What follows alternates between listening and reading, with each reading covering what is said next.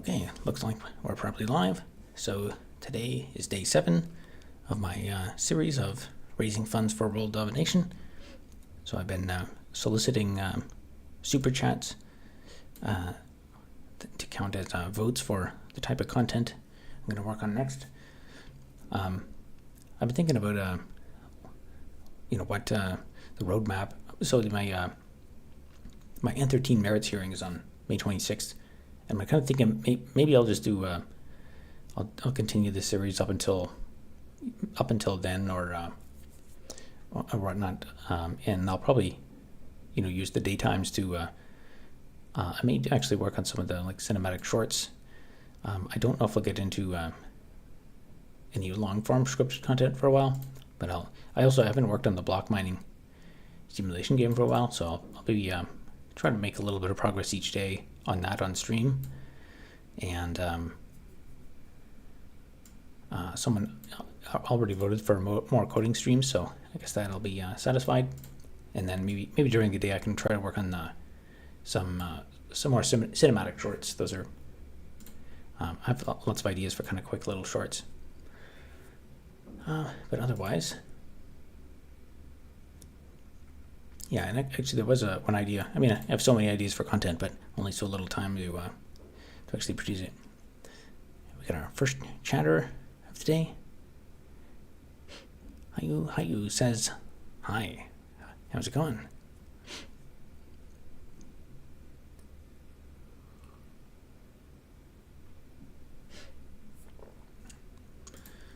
So for today, we can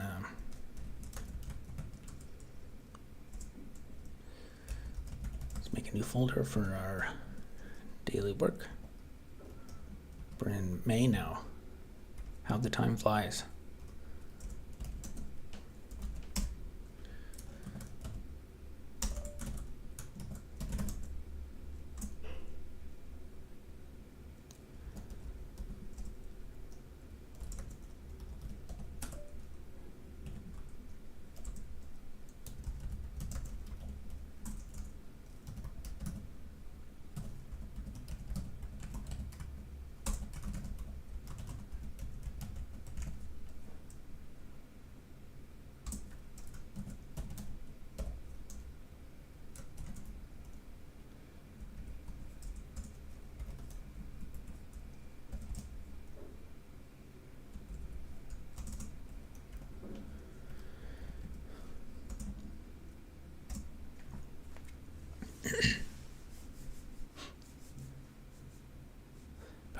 Paramec guy says, "Hello, Robert. Am I allowed to ask you a spicy question via super chat?" I guess I don't. What depends what you mean by spicy. If it's something, I don't know. If it's something like super, it depends what spicy means, I guess.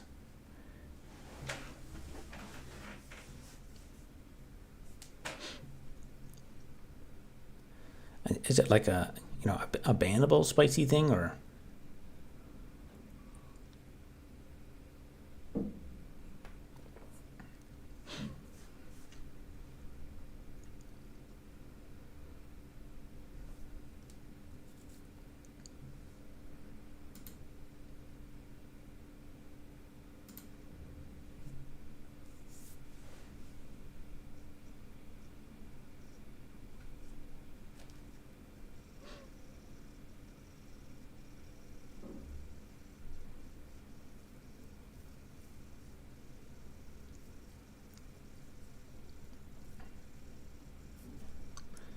IntelliJ is very slow to open on this computer.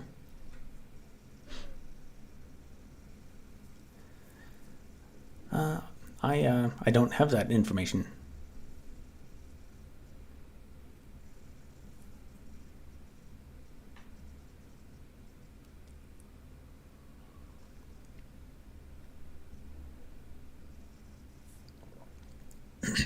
Thank you for the $5 though.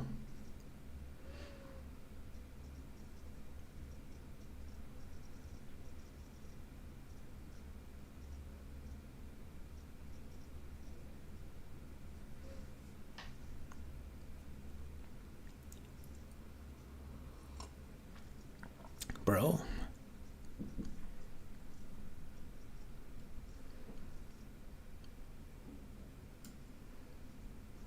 Dot, dot, dot.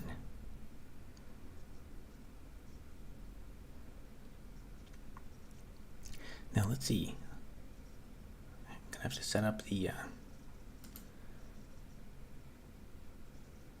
run configurations again. Today I'm gonna look into maybe trying to get those to figured a way to like I think there's a way to save these configurations in the file, in a file somewhere.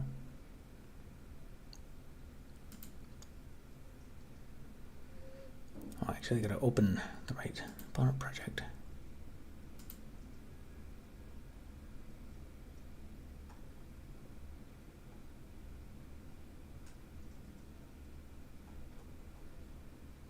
Oh, and then I discovered too, this IntelliJ IDE, for some reason it's always out of date.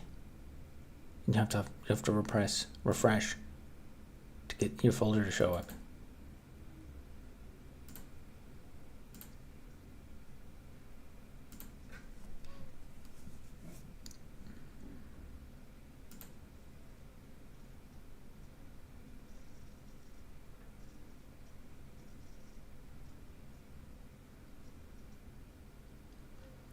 All right.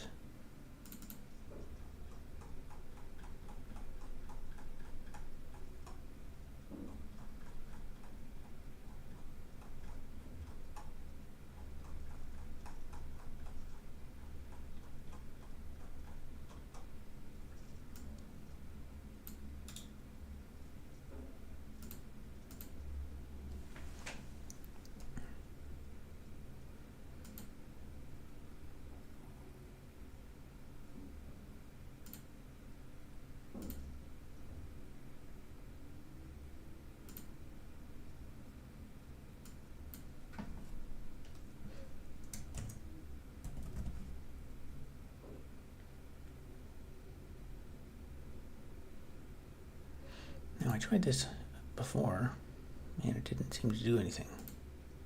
Let's try it again.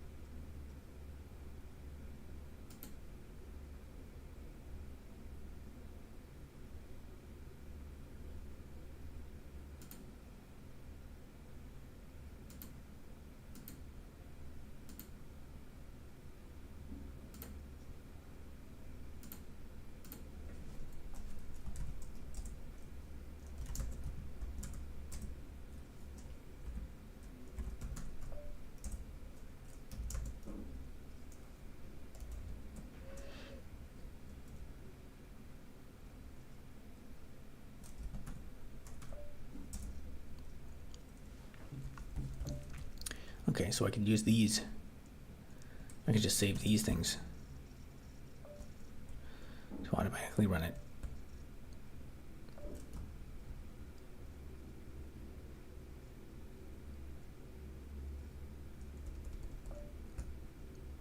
Neat.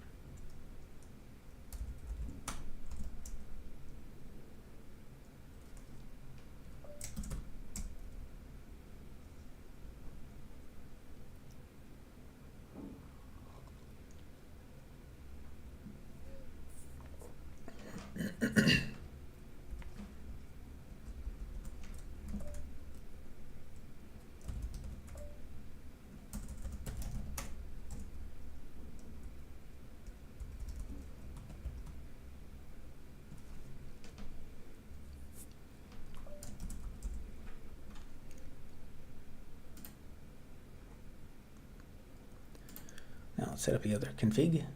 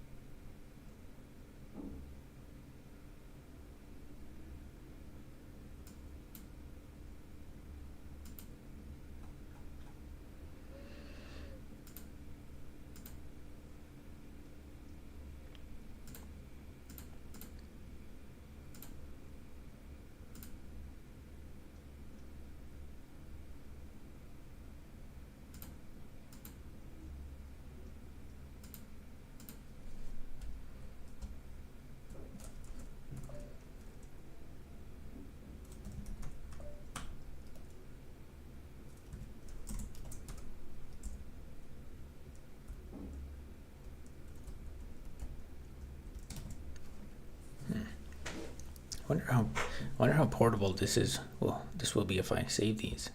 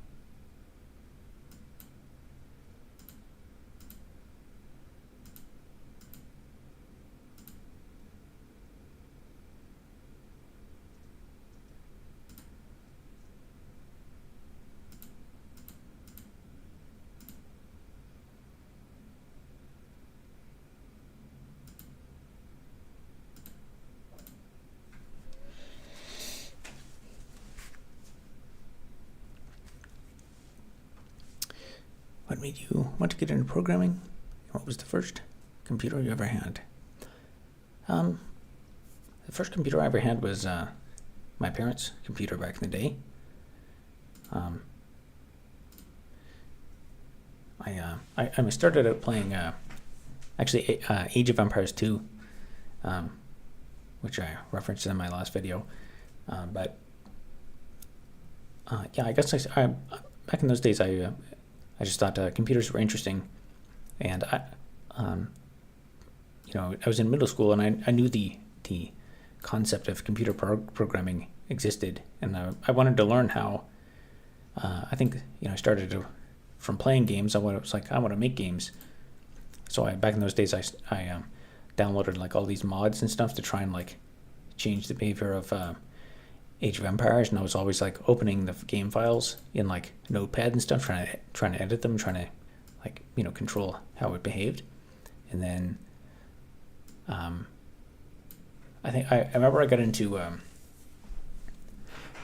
Age of Empires custom scenarios where you could do like triggers and effects, and so I would spend hours creating these like elaborate scenarios, and making them work, but then never really play them. And that was kind of my I just was fascinated by that. And then I think I started, I tried, like, I didn't know anything about programming, so I started downloading, like, I think I downloaded, like, the Borland C++ compiler or something, but it was, like, in a DOS window, so I'd open it, and a DOS window would just flash, and then it wouldn't do anything, and I didn't realize I had to, like, go into a command prompt and open it from there. So I tried a few ways to, like, learn an actual language or compiler, and I couldn't until... I think I started off with like there was some like homemade free compiler thing, visual compiler called like RBasic or something, and then from that I learned. I think I got a copy of Visual Studio 6, Visual Basic 6, and then that was when I started like writing more real programs, and then I guess I went from there, and then I wanted to start writing like code to do back testing on software and stock trading strategies, and then I started. That was one of the like. Now I actually need to learn C and C++, and then not long after that I went to university. Install Gentoo. I've been playing a True Starts Civ 6 campaign where Canada and the Cree have formed an alliance and take all of North America. True Start Civ 6 is that another real-time strategy game? I've kind of I'm pretty loyal to the games that I've played. Age of Empires 2, Diablo 2 back in the day. Played World of Warcraft 2. Hey Robert, which career paths would you not pursue in today's tech landscape? That's a good question.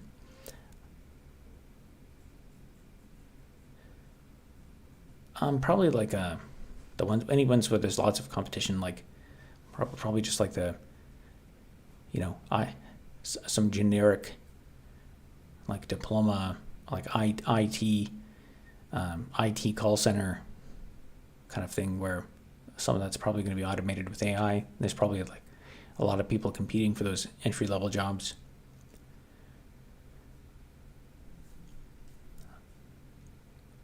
It's kind of difficult to say because a lot of things could be a bit of a minefield.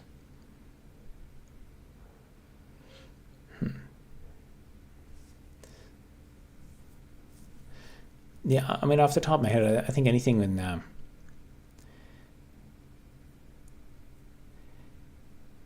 like if you just do like a boot camp that teaches you a one specific web framework or something, like there's probably a lot of people that their only tech knowledge is one web development framework, and those people I think are probably going to have a really hard job. Like if you learn the wrong framework that's kind of going out of style, and then you don't land a job with the expertise of knowing that specific framework, then you might be out of the game for good if you're like, not super self-motivated to learn other frameworks and stuff.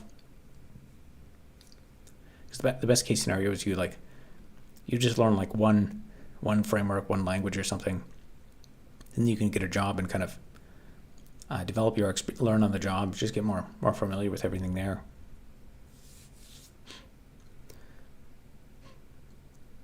Civ 6 is turn-based 4X. True Start just spawns civilizations where they're geographically supposed to be. Sends or Leafs? Is that a sports question? I don't even know. Leafs I would associate with the Toronto Maple Leafs. Sens, I don't even know what that is. If that's hockey, maybe.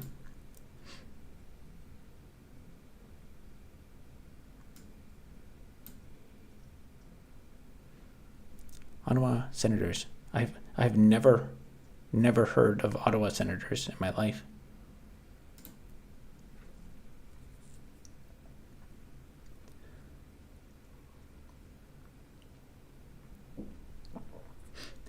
Funny enough, I actually did, when I first came up to Waterloo, I rented a basement, and I actually, like my landlord was technically the couple that lived upstairs, and the guy, he actually was a pro hockey player, but he was kind of like he played professionally for like a couple of years in the, I don't know, Canadian hockey league or something, and actually got paid for it.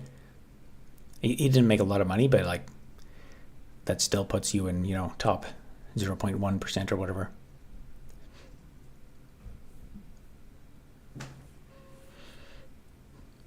I was thinking of learning about some legacy technologies like COBOL, where there is less competition, but job postings are rare. Yeah, this is the thing. This like, I think you have to focus on things where the like per capita supply demand balance is significant. So like COBOL, you have less competition with COBOL, but also there's way less demand.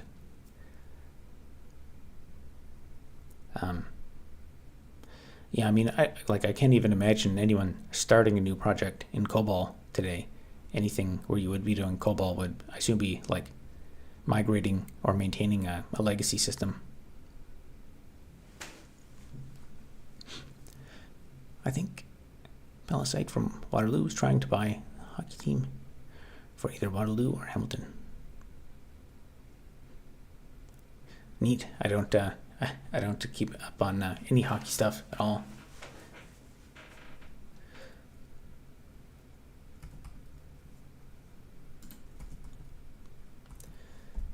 All right, so I added a couple flags and kind of changed how the printing works today.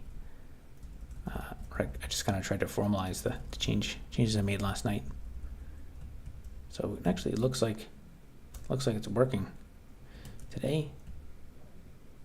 That is good. No substantial UI bugs.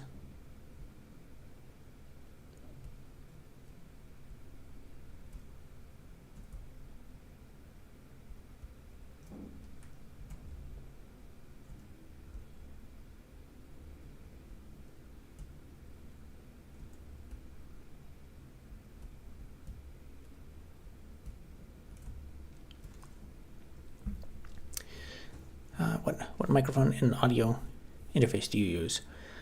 So my microphone is if you you can look it up on Amazon. It's called like see if I can see the.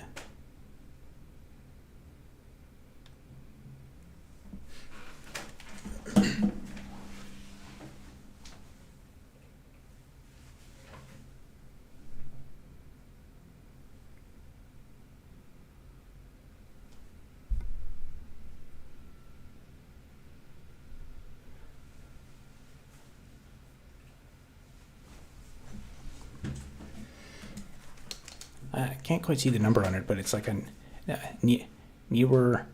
I'm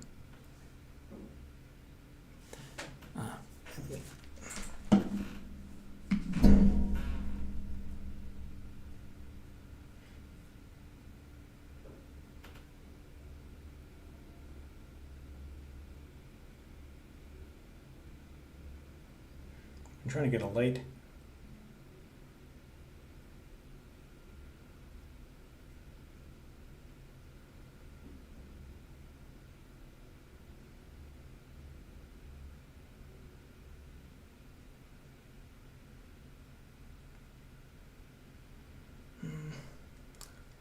Why does this have to be so complicated?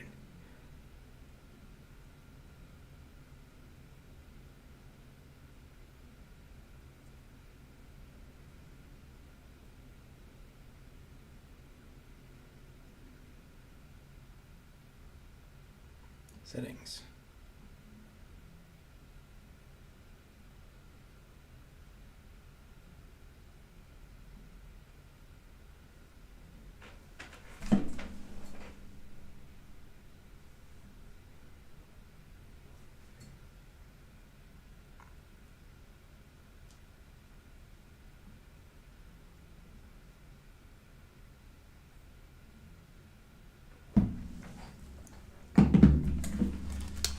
Okay, I give up. I'm trying to find like a thing to turn a light on my phone so I can shine light on the number there. But it's like a DW 110 or something like that, or like 410.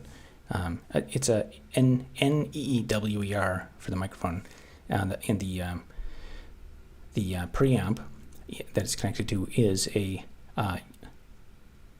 Yamaha AG03. AG03 or AG06, I forget. But in hindsight, if I was going to buy, so the preamp I got, this one that's plugged into right now, it's got like 32-bit audio and stuff, but it's kind of bulky. It's more made for if you want to like play guitar and sing and stuff. And it's only got an XLR input for one thing. You can plug like an XLR for mic for like vocals audio, but then it's got another one for drums. If you want to plug drums into it with a different type of jack, so you can only do one XLR with the phantom power.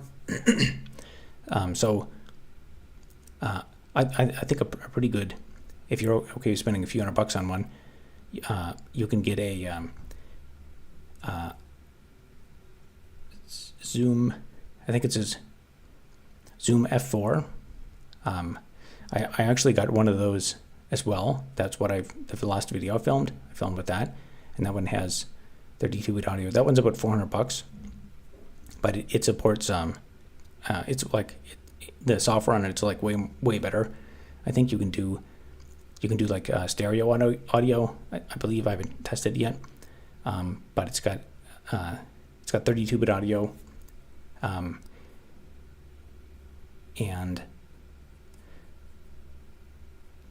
you can sample like a much higher sample frequency. But so that one's $400. The one that's plugged into right now is like I think it was $250, but it's I wouldn't buy it again. You could also get there's like a podcast preamp. It's I think it's also called Zoom. It's a Zoom like the Zoom P4 or something for podcast, and that one is that one only has 16-bit audio for some reason, but it supports 4 inputs, and you can do like podcasts with it. So for XLR, I haven't tested that feature yet, but that would also be a pretty good more budget. I think it's only like a couple $100 or something. Yeah. Horror stories of people applying for generic jobs with 100 plus applications really makes me want to try niche positions that require specific skill. The chance of landing a job must be close. Yeah, if you have the exact niche skill that those people are looking for, then it can work out. But it's also a matching problem. Like the more generic ones are going to have more. There's more demand for them, but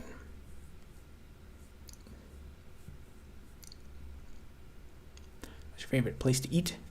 At the Waterloo University Shop Plaza. On Phillip Street. I assume you mean the plaza, like right near University of Waterloo. I haven't eaten there in quite a while. There was a place me and my friends used to get pho there, and there was a sushi place there for a while that I went to a bit. But it seems like there's high turnover. Like a lot of the places go away frequently. But I think it's probably changed a lot there since last time I was there. So this works.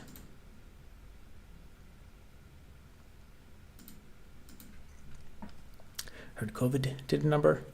Yeah, I think it's. Yeah, honestly, I would have a hard time even telling you what the difference was. I know last time I was by there on the bus, and I think even in the last couple of years I was there in university, it changed quite rapidly. So I don't even like. Yeah, I mean, there's a club there that burned down when I was just a student there. And then also I think there was a diner that burned down as well. So everything closes and burns down, and it's a lot of turnover.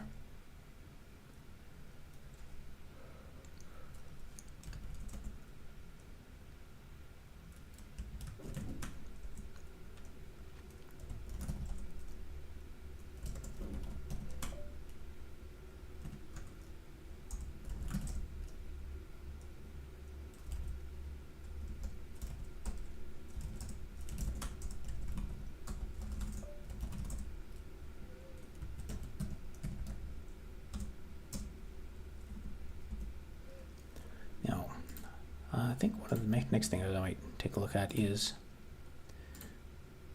so we're on narrow.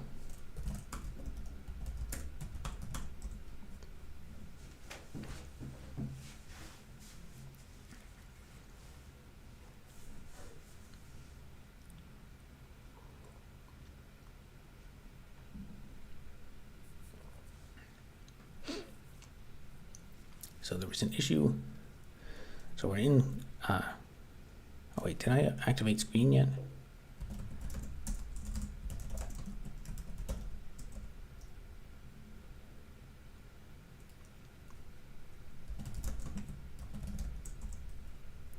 Okay, yeah, I think I'm in screen. Yeah, so that UI works. Now let's do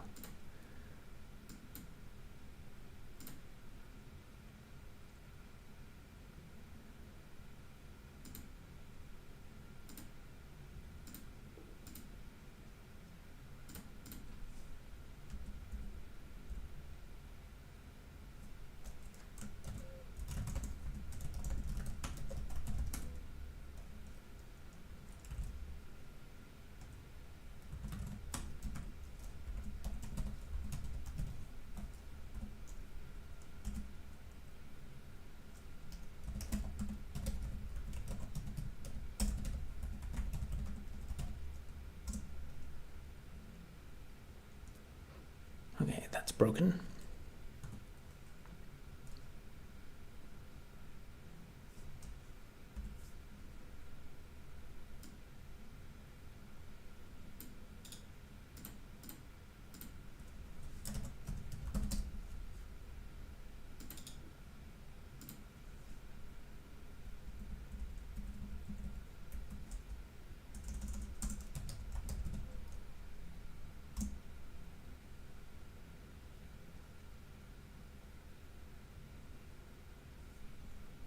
That's a bug.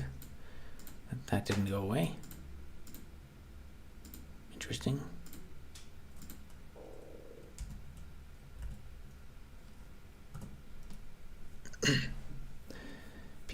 People keep telling the PLC programmers make crazy money, and there are plenty of jobs. I feel like those people are over-exaggerating a bit. It definitely seems like a niche skill. Yeah, that's the thing. Like anything embedded. I think if you learn skills, like if you learn skills about some JavaScript framework or how to work with NPM or something, the value of that knowledge is going to decay very quickly, because like, you know, if you learn the bugs about what to do with NPM or something today, that's going to be totally different 5 years from it. It's going to be a new set of bugs you're going to be dealing with. Whereas with like embedded systems, the kinds of bugs you're going to deal with in embedded systems, like you know, floating grounds and you know, issues with bad solder joints and stuff like that, and how to verify and test stuff on an oscilloscope. That knowledge, if you learn that today, it is still going to be relevant in, you know, 30 years from now. Even if AI takes over, like the facts and information will still be correct. And a lot of the code is like, it's closer to the hardware. Like any kind of C program you write or something, it's probably going to be, you know, even if we do have AI, you will still probably be able to do something useful. Whereas, like imagine writing a web application in even like 5-10 years from now. It's going to be everything's going to be totally different.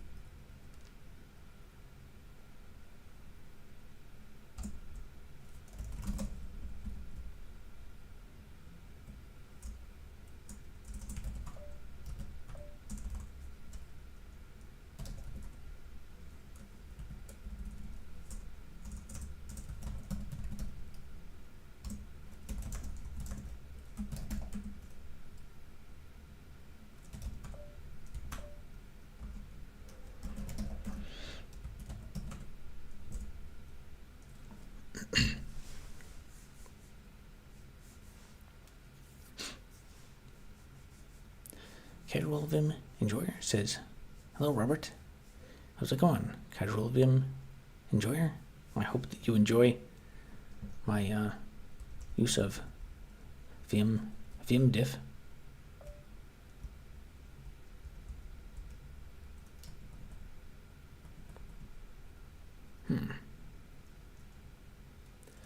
Interesting.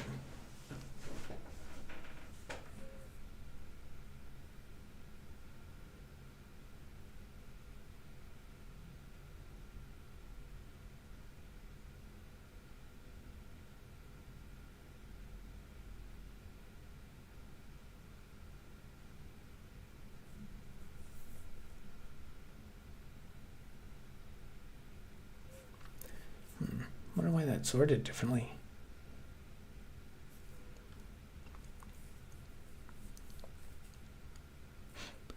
what do you think about the current web development field? It seems like websites are getting slower and more bloated every year. I kind of started making the shift away from web expertise in like 2014 or so, or maybe 2016 or so, when I realized, like, man, this new framework every week is insane, and it kind of seems like there's because the web is so important that we do everything through the web. I think there was a push to kind of like almost do like regulatory capture. Like there's a model which is like raise venture capital to write a JavaScript framework that's free. It's like, just have some perceived benefit to it. It's like React but better or whatever. Raise venture capital on that, and then build get a bunch of developers around this open source thing, and then figure out ways to like monetize that and build like a paid product on it. So there's a lot of that being pushed, influencing web dev. There's also a lot of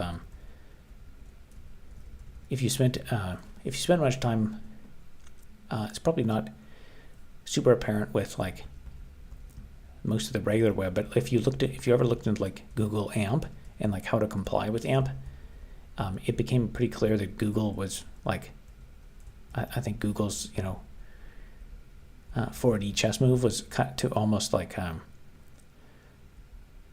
really think in the entire industry there was a deliberate effort by the tech monopolies to deliberately overcomplicate the web, like to add new features at a rate that's faster than someone else could build a web browser. Because if you go back to like the 1996 style internet, or like even the 2000 style internet, the number of tags and stuff that existed then, you could have competing. One person could write a competing web browser, but nowadays there's like 5 million different standards and stuff like that. So that it's basically, you have to be Google to write a web browser now, or Google or Microsoft, and like it's not something a person in their basement can't do this. And I think that has also made it very complicated. But at the same time, I think because it's become so complicated, it's also kind of like eaten itself, where people are looking for like better alternatives, and they're like the next thing. I mean, nowadays people actually spend, I think, fewer and fewer, a smaller percentage of their time even browsing other websites. People just like experience everything through centralized social media sites now. So it's possible that I don't know, the old web may die out, and then people may like reinvent a kind of web from scratch. It'd be kind of fun. I've often thought, like, what if we just reinvented a version of the web where you can only use the simplest like 50 HTML tags. So it's like it's a version of the web where you're only allowed like simple 1996 style websites.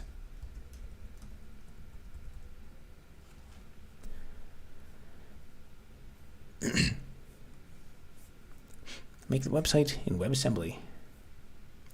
Yeah, you could. Now let's figure out what's going on here.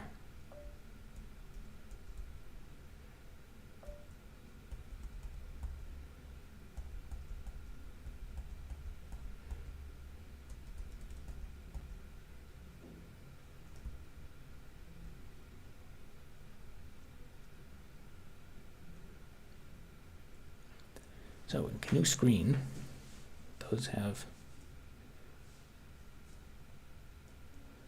a delta of 1.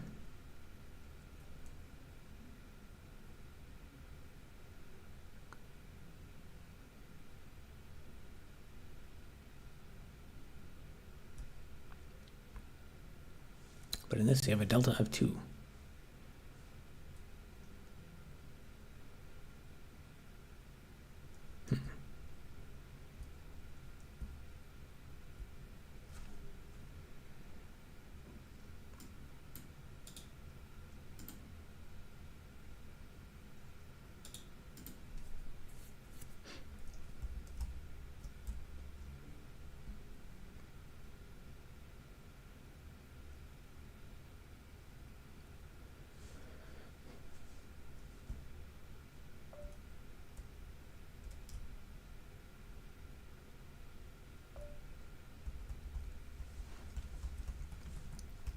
kind of confused of why they sorted differently. I piped that through the sort command.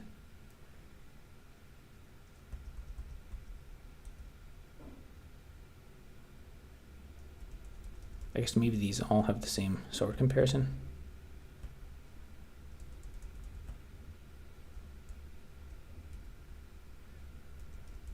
But then again, this one is down here.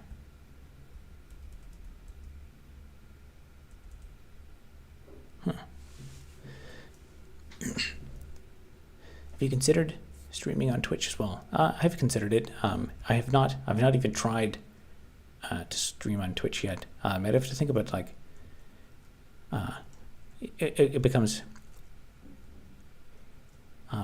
There's more to think about. I've got to figure out how the chat would work. I don't even know. I haven't researched that topic at all. There's something like that you were saying earlier about a simple web alternative called Gemini, I think. Interesting. I guess is there a vibrant like web community that exists with that? I mean, I think it's a concept that's an interesting thing to think about. Is like go back to the 1996 website when like a single person could write a web browser, but what'll probably happen, what's probably more realistic is I haven't looked into it, but like I think Mastodon and Blue Sky, I think they have like a federated type of thing. Like I know there's when someone you follow someone, you're following someone under like the Blue Sky thing, but I think technically you can follow someone on Blue Sky, but it's they can be through another federated system. I haven't looked at the system, but probably something like that would be if a version of that is successful, it'd probably tie into something existing like that. So otherwise, you'll only have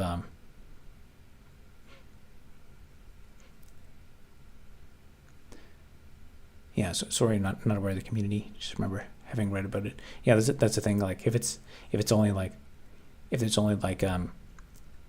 5 people who use it who are like completely insane, people that like a guy who writes his own crypto software and stuff, and who has a blog on there, and nobody will use it. But I think if you could hook into something existing like Blue Sky or Mastodon or something like that might have a chance. Centralization of websites has killed off almost all of the old school forums. Kind of depressing. Yeah, and also AI. So I have I don't know. Probably a lot of people probably don't even know. I have a blog where I put a lot of work into that blog, and it's basically a I thought like I'm building all this like this portfolio of stuff I can show people my work. But now that AI came along, AI just will vacuum up all the text on my blog and basically incorporate it in there without, and just kind of like steal all that intellectual property. But now even worse, like if I point to my blog, like technically nobody knows, is my blog is that all just AI generated or something? Officially got my first college course going to start tomorrow morning. Gonna be fun. Nice. What's the course in?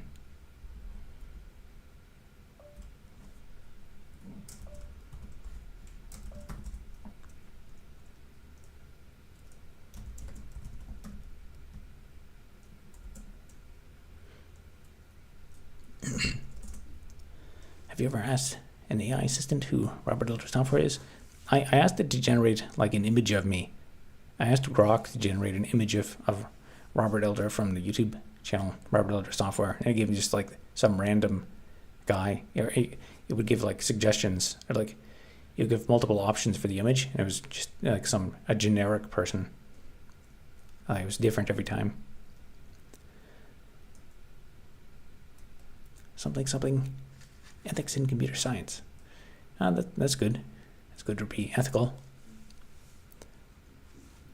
even Microsoft switched to Chromium, so the even, with all their money, gave up on developing an alternative.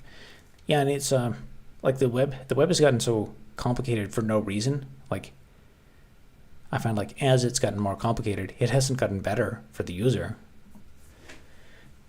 And I think most developers probably don't even know about it, but like if anyone has ever looked into Google Amp, which was like promoted as like the mobile friendly way of developing stuff, it was like completely insane how much they would want you to reinvent and rewrite all this stuff for Amp only, in this like things that didn't need to be rewritten at all, like forms and stuff, and it seemed like a very transparent way to just try and like build a dependency of the website rendering itself on Google, so that everything would hook through Google. Because to load the or like the Amp project, which is like this independent thing. But it was so crazy to implement like conversion tracking and stuff, that I think that I haven't even looked at Google's Amp yet, but I just didn't. There was a bunch of pages that I was just like, what, I don't even care if this doesn't work on mobile. It's not worth the time.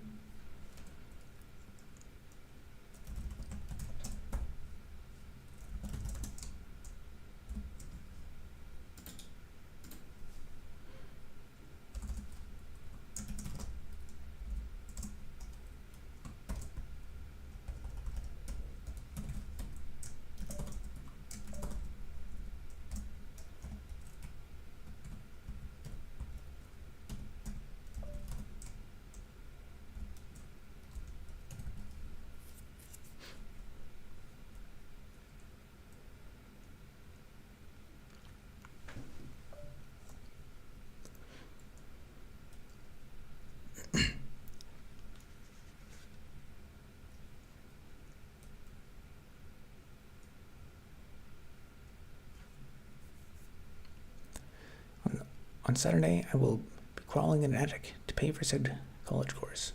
Nice. Yep, vendor lock-in. I love corporate monopolies. Corporate monopolies are my favorite monopolies.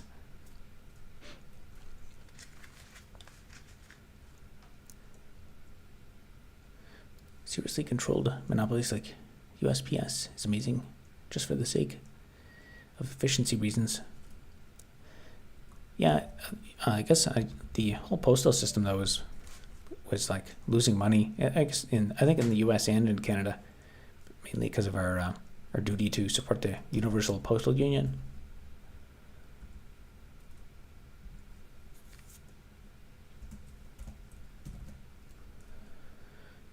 Let's see if I can remember this ANSI escape sequence from scratch.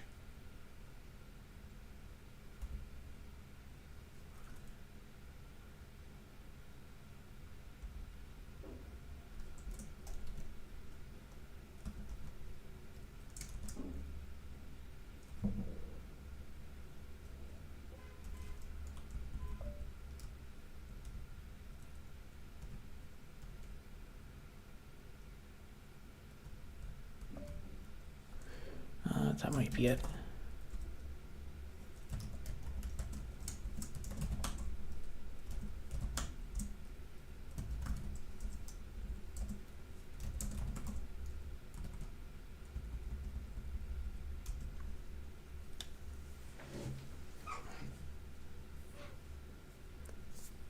Isn't there talk about splitting up Alphabet to Google due to being a potential monopoly? Yeah, I heard they were going to have to sell Chrome.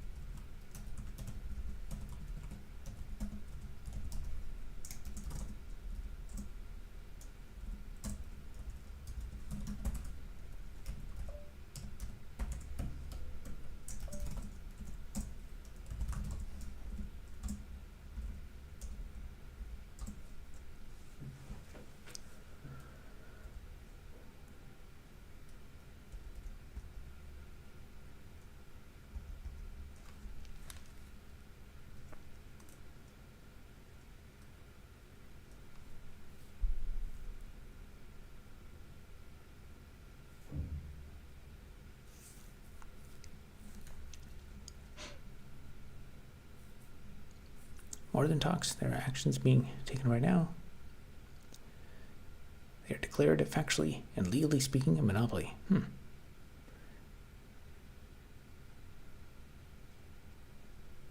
This is hardly unhinged. This is almost fully hinged and latched. I'll try harder in the future. Apple is also being declared a monopoly due to vendor lock-in. Their App Store, similar to how Google. Yeah, Apple's behavior is kind of crazy. Supporting the octal rather than /e. Yeah, I guess I just it's how my mind I don't know, that 033 just sticks in my mind.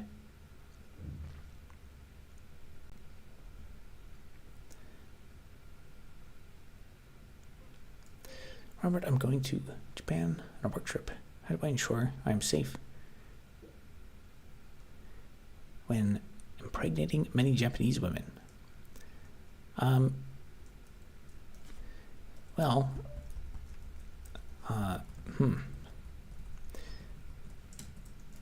not prepared for these questions.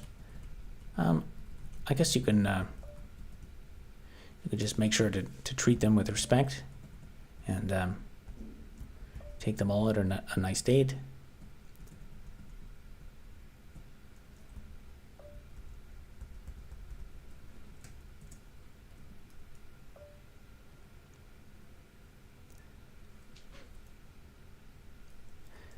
Keep Hatsune Miku in spirit.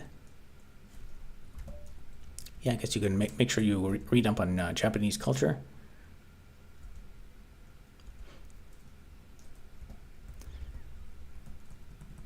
I think Japan's had an influx of foreigners. There's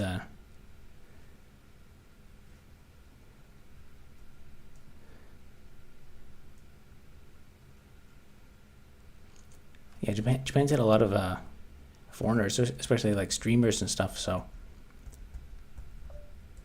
they may be on high alert for people who are coming there to bother people.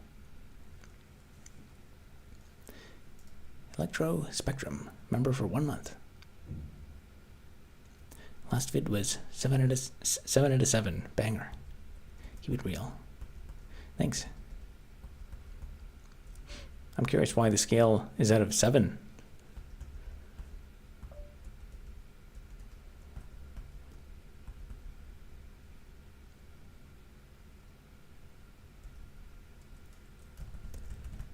Let's see, this is what I want to do.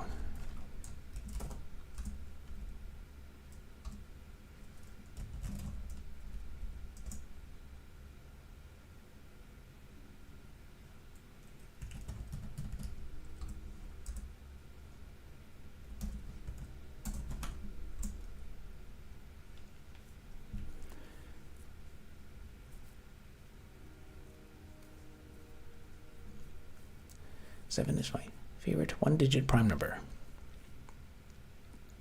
I find the scale of 7 is good for keeping it true, neutral at 4. Leaving bad, very bad, terrible for 1 and 3. That's a good. Having it be odd, having like a whole number be at the middle makes sense.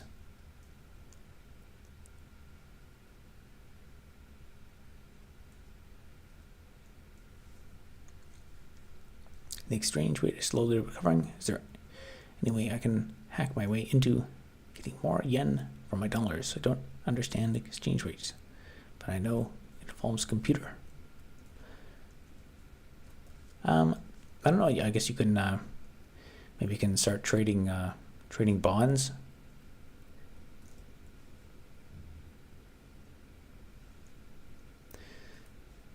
What's the plan? So right now I'm actually just messing around, trying to figure out. I have a weird bug that happens in GNU Screen. So I have a character that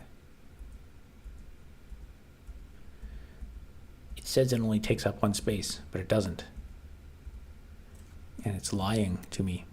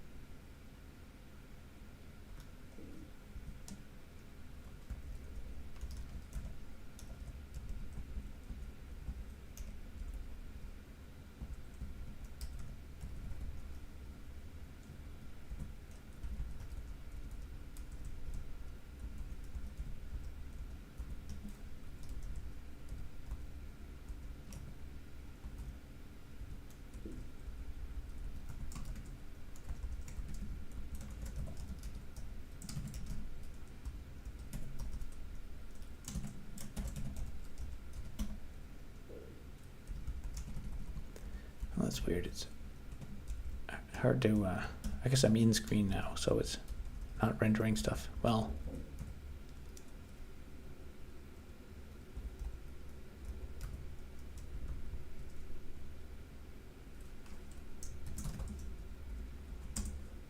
huh.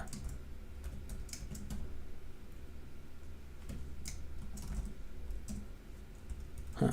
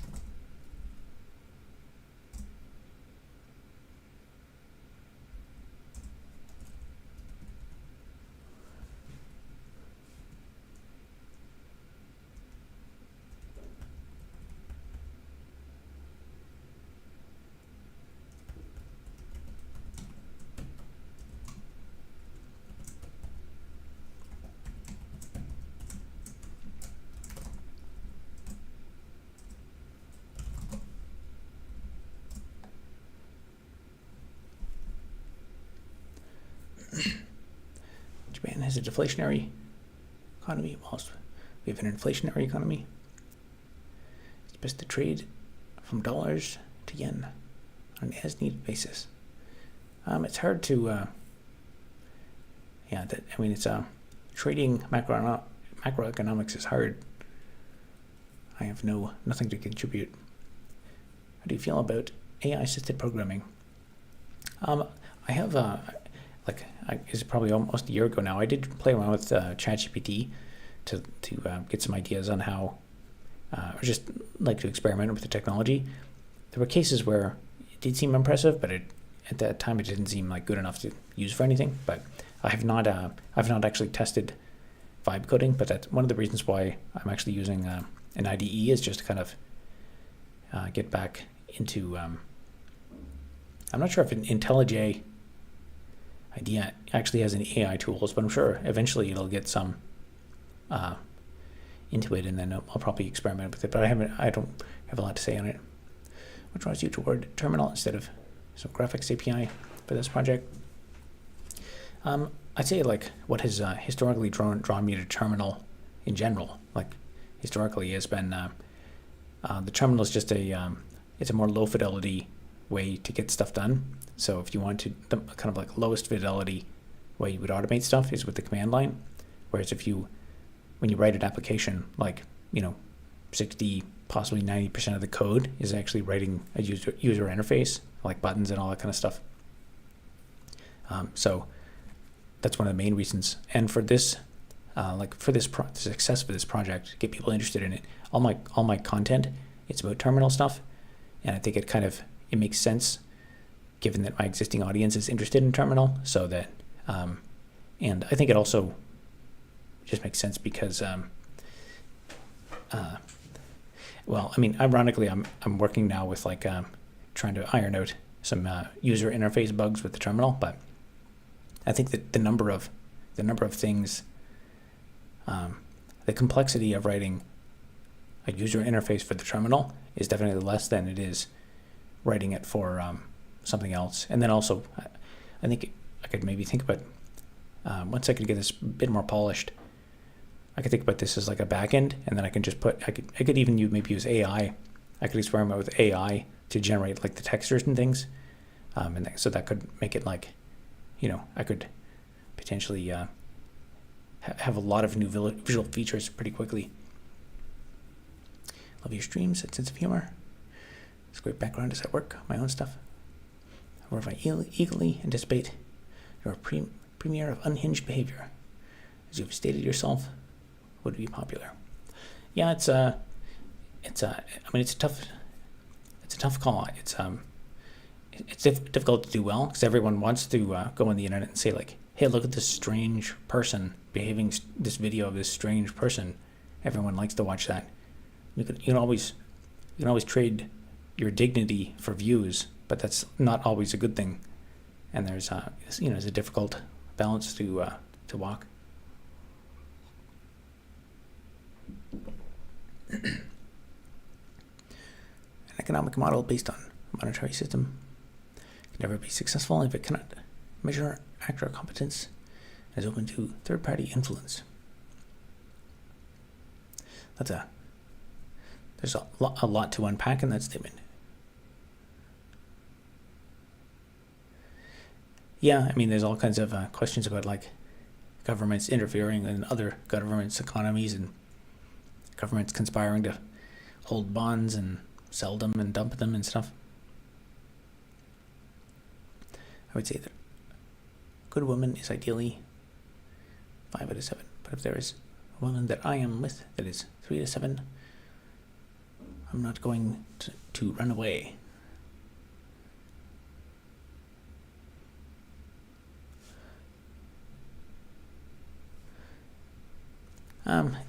Yeah, Bradley says, ban this foo. Maybe I'll just give you a warning, but I guess if you continue, yeah, it's not really related to the stream content. It's not so much that comment, but if there's one of those comments, it'll attract more people that want to make comments like that. I definitely don't want that in my chat.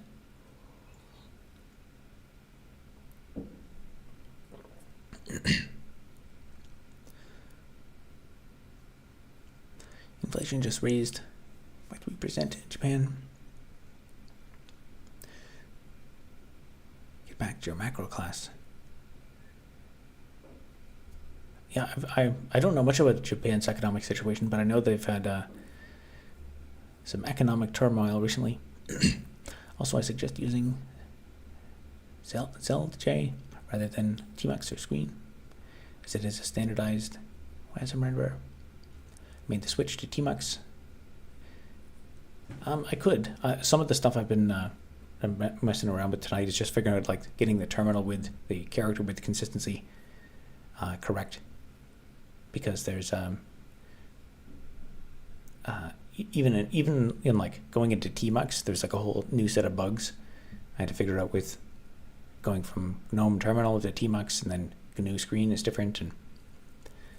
But I think it's relatively portable now. Thanks for answering. I asked about AI because the tool I use is actually a terminal-based tool. I find it easier than IDEs. It's called EtherChat.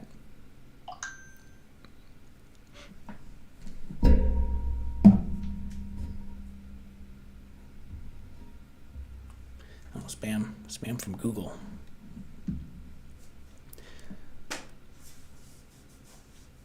EtherChat, you can install with pip.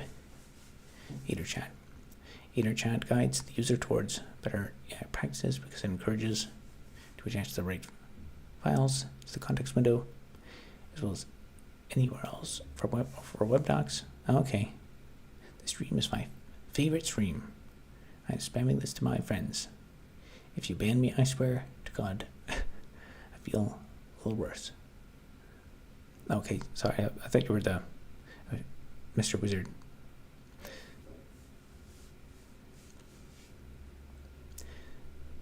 Yeah, I would say yeah,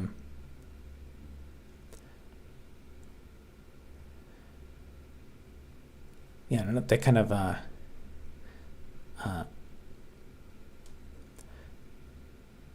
those kinds of discussions will they'll just needlessly scare away good people.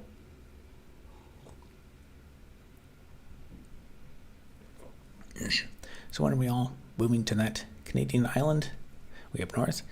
Once I get a bit more money for the World Domination Fund, so we're at $5, so we're almost there. But yeah, it's actually the revenue for last month. I guess month ended yesterday. So revenue for last month wasn't too bad. I'm a bit more than break even. But although last month I had to also had to pay for insurance. It's been 1 year since I bought the insurance for this apartment, so that lapsed, and that was a few $100. But we'll see if I can get some. I guess I'm curious to see like how streaming, what the numbers and metrics and stuff will be if I do stream every day for like, I don't know, a month or something here on YouTube. If things will pick up a bit. It's just interesting. Every time I stream, I lose subscribers, but technically I'm not really concerned about that, because I assume like if someone clicks on the stream and is like, oh, I unsubscribe from this guy, then that's probably fine. I consider it's probably good data for the algorithm, because it'll probably help tune the algorithm to not show the stream to the people who end up unsubscribing. But the streams the streams provide revenue though. So like if I could trade 2 subscribers for like a few dollars in revenue, that would be a very good trade.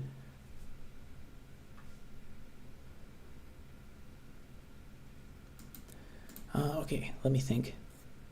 Oh, we get another super chat. We're up to $10. Doubled our amount. Thank you very much to Diego.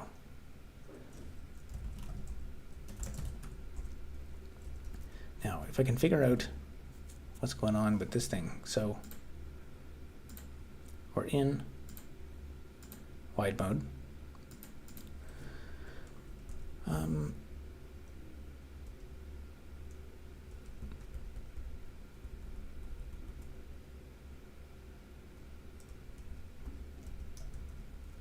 Okay, we're going to 316.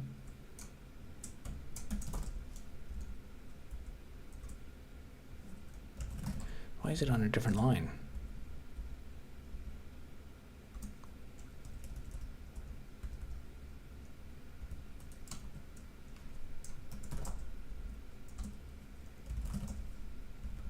Oh, it's because I'm printing new lines, of course.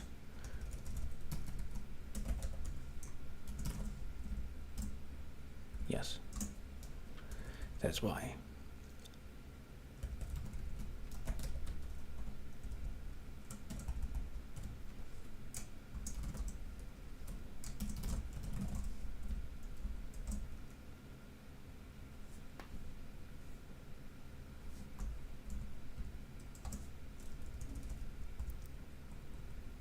So that would be, wait, maybe we want to do, I always forget the order of this. I think it's maybe YX.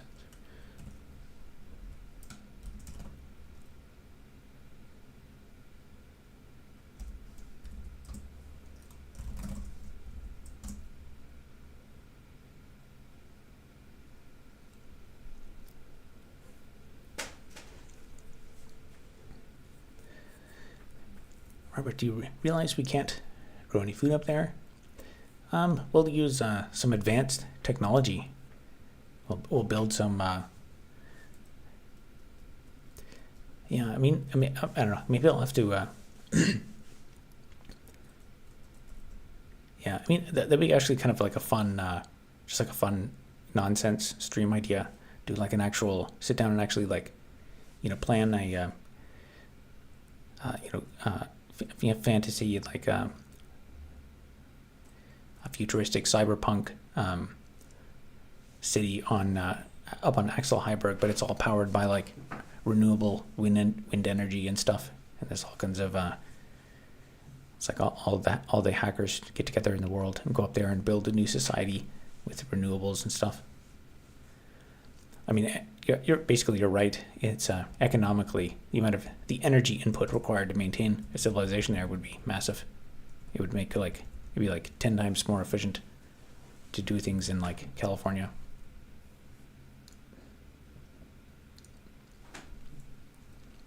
I grew up on VI, and my manager used to put us down for using GUI tools. Even CMake was seen as cheating. That was in hardware design. Now 15 years later, I just use CLI on its so comfy.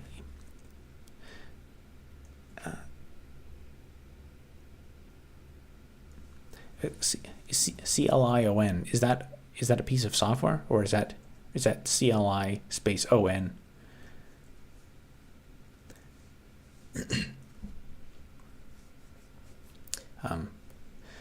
But yeah, I mean, the command line is it's just a more communication deficient interface. It's like a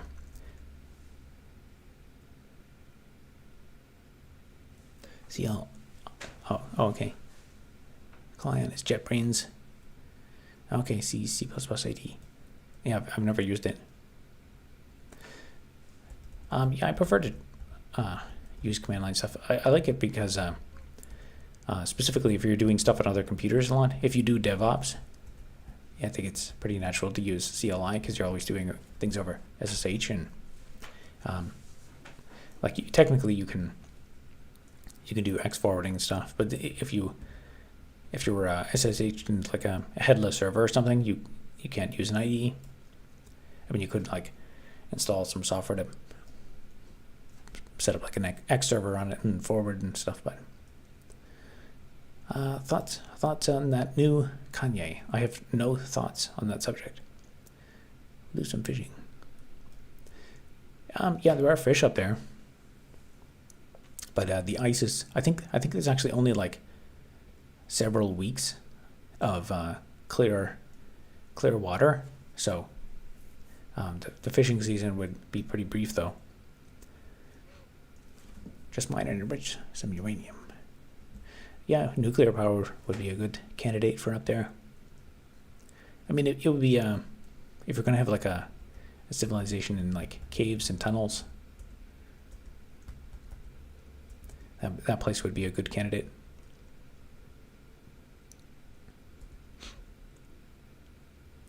Just grow a bunch of algae as a food substitute. The worst tasting yet.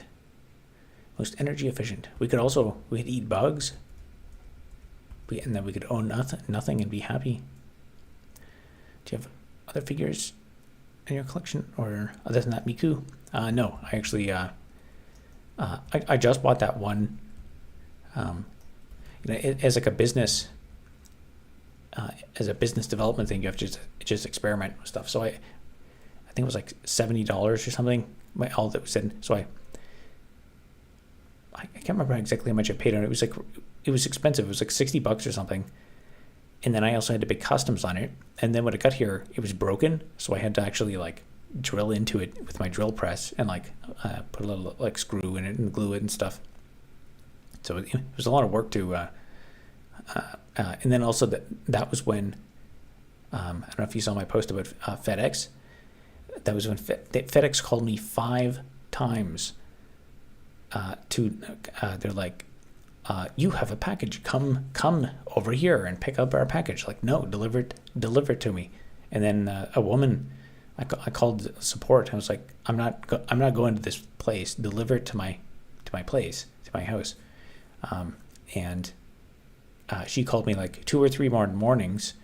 And was like, oh, did the courier deliver it? And I'm like, no, he didn't deliver it. Just like tell him to deliver it. They did not try even a single time. I was here every single time that they supposedly tried to deliver it. But anyway, eventually I got here, and but I think it's like a fun.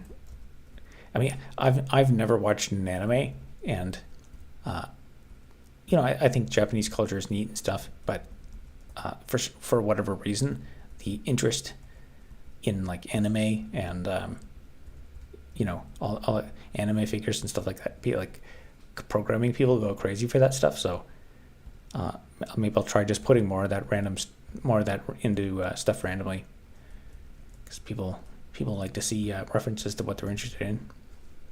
And I think it proved my point because the top voted comment on that video was about the Miku figure. We got seals and penguins. Train them to serve as soldiers in the island's army. That's a good idea. What would you do if your stream was playing in New York City Center? I don't know. I'll have to get back to you on that. The courier, FedEx. Becoming a police officer is a career. Good money. Not a lot of hard work. I guess that's I'm not the person to ask that question to, but I would imagine. Well, it depends where you like. I mean, thinking if you work in a back office, then maybe that's easy. But I would imagine that if you're the person that actually like has to go out and respond to calls and stuff, I would imagine being a police officer now is actually like a difficult job because you've got so many like rules and regulations and stuff, and people are always like there's always like insane Karens who like you have to respond to like grocery store where some woman is like some Karen is destroying stuff, and then you're like, ma'am, can you please not destroy that, and like please leave the store. And then she'll be like, no, you can't touch me. If you touch me, I will sue you. And you'll be like, please calm down, ma'am. And then they'll just like freak out and like imagine having to deal with that all day. But also you have to like exercise extreme restraint. And then like even when you do everything by protocol, someone will take a video of it and it'll go viral on Twitter. And so there's probably a lot of that that you have to think about. So in that respect, it might be pretty difficult. If we fight for the king, the federal government, against the Albertan separatists, the king and the First Nations may give us some farmland in Alberta as a reward. Yeah, maybe in these maybe there's room to take advantage of these uncertain times. I'm thinking, Miku, who are you? Don't just decide I'll become a police officer. There are plenty of other rules in law enforcement that you can get. Very hard to put yourself in the front line of crime, at least in the USA.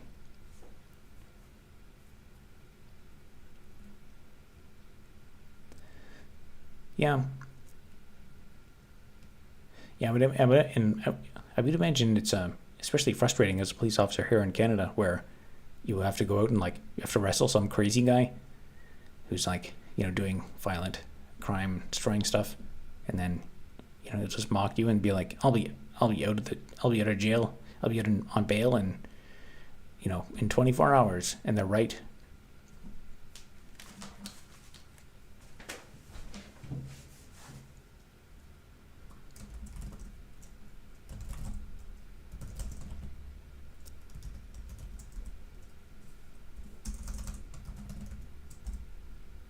So we're in screen.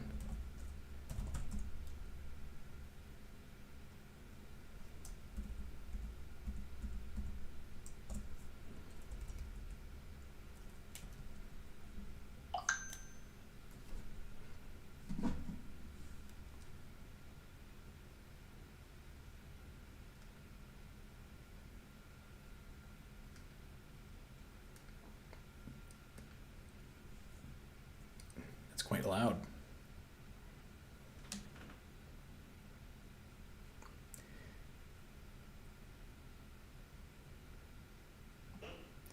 Man, I hate my phone now. Is every single time I touch my phone, Google's like, do you want to enable this new feature? Enable this thing. Or it's like trying to guide me through something. And then I always click, no, go away.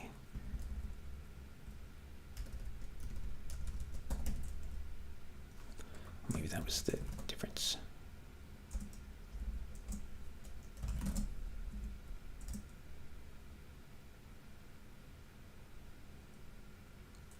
All right, that looks like it's doing what it's supposed to.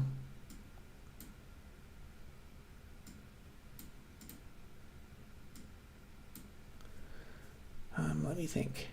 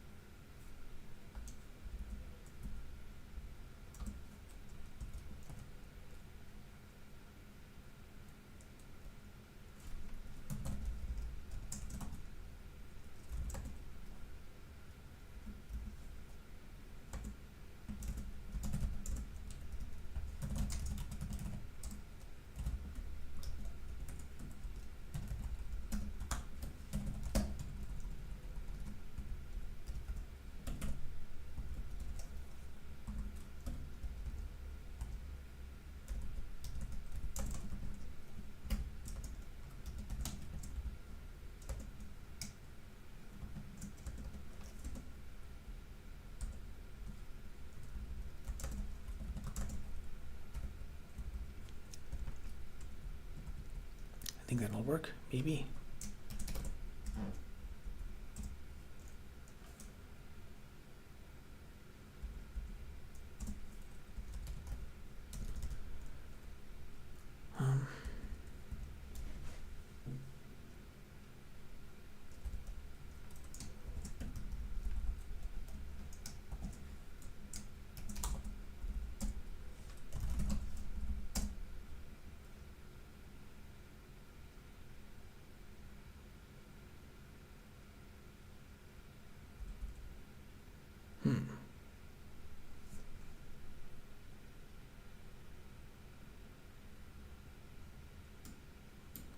Interesting. Yeah, I think so. There's some like weird bugs showing up in Getty Screen. I'm just trying to figure out like what the algorithm is.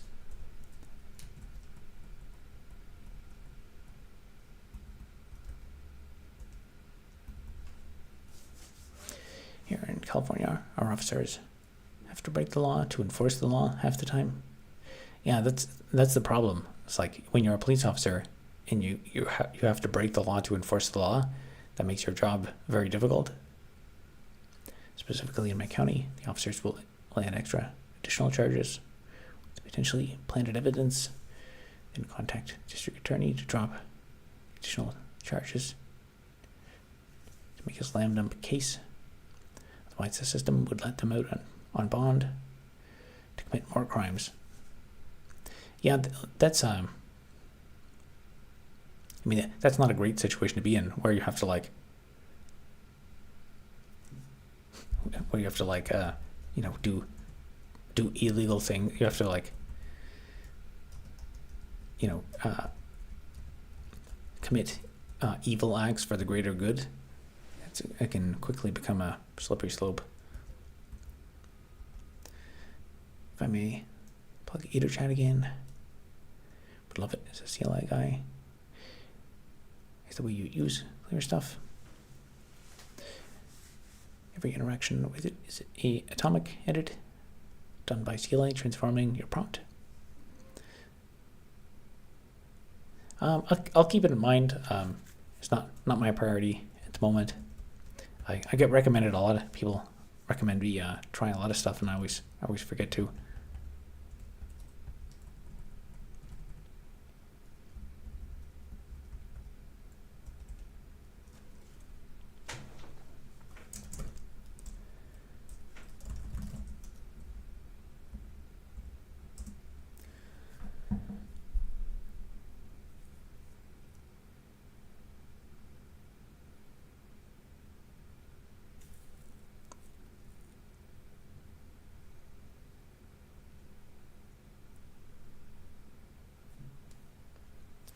So,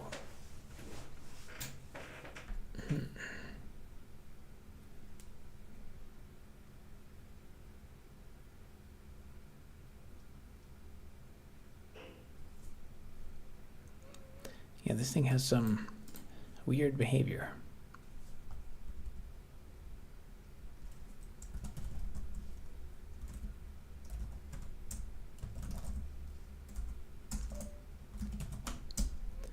Okay, so if you're trying to figure out what I'm doing, so this is what it, notice the like alignment of things. So it's like off by 1. So the width of this is 2. Then if I do screen,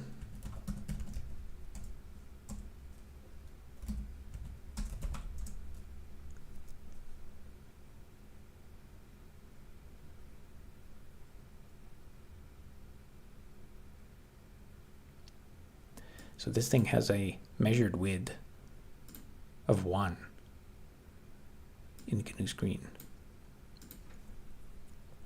But it's like so when I do like a cursor position,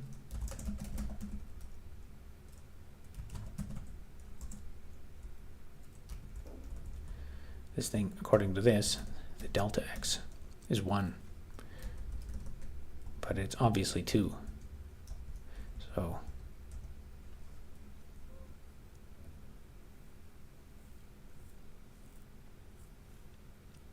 So what that means is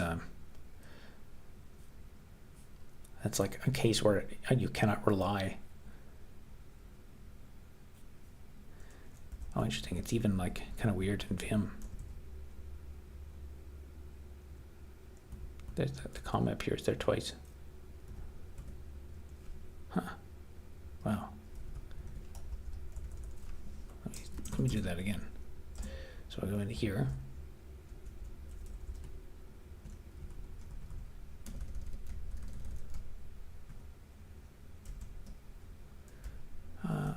Maybe that was just a change I made. Yeah, but anyway, I guess the takeaway is still that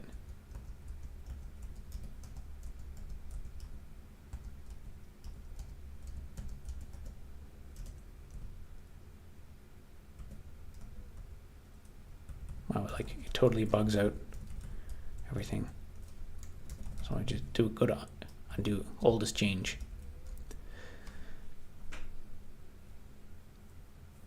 What do you think of U of T since you went to Waterloo? I don't have a strong opinion on it, but I honestly don't know that much. I've heard that I've heard people say I think if you want to do like a PhD or master's, I think U of T is better, and Waterloo's better if you want to go into the workforce. I think Waterloo's co-op program is stronger. These different behaviors of different terminals displaying white characters differently seems like a real nightmare. Yes, it is. It's like I kind of thought, like I knew it was kind of crazy a bit, and so I made my code a bit more robust, like empirically measure this and stuff. But then as I make it work in more places, then I discover more bugs that exist in the terminals. I think this specific case, so like I have not changed this file. If I do quit, and then so like notice right there, I go back into it, see that's back there. So it's like it's even messing up Vim.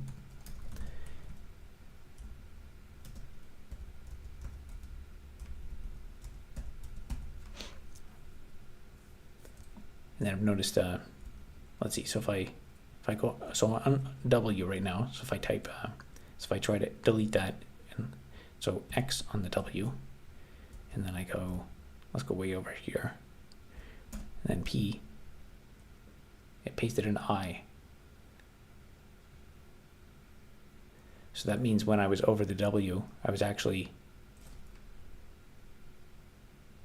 over the I. And then when I do undo, the W's gone.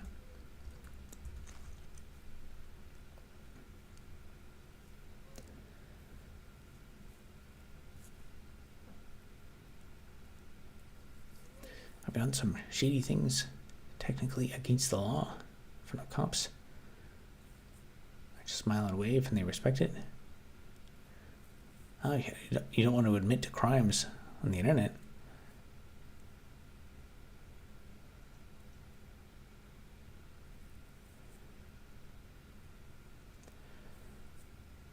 Toronto's got 12-month PEY, I think 16 months in some cases, in lieu of separate co-op terms.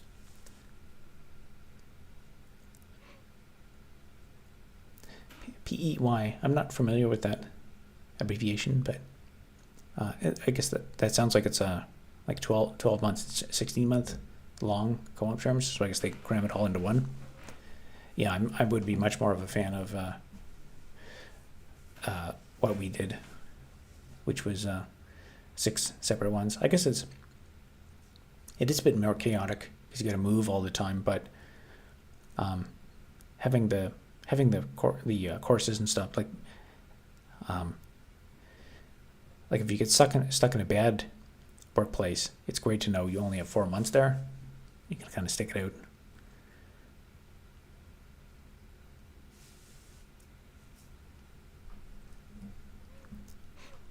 Oh, professional experience for a year. Or professional experience year. Okay. We are in screen when I do foo. So that's what we get. So I guess the fundamental issue is in GNU screen, it's lying about how much the cursor position has been updated.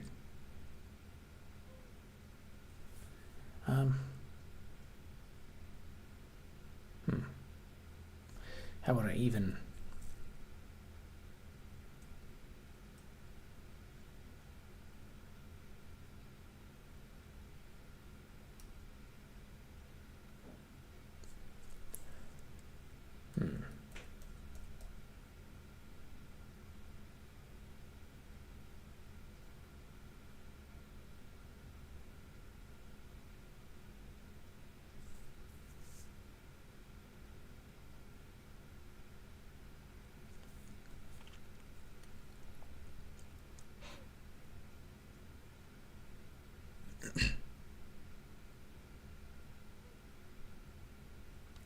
One time when driving, I didn't come to a complete stop. A stop sign. I'm a hardened criminal now. Yes, you are. You shouldn't admit those crimes on the internet. I mean, the worst part is now, like, the way the law is, like, what's legal today might not be what's like legal today, or like not enforced today might be enforced strongly in the future.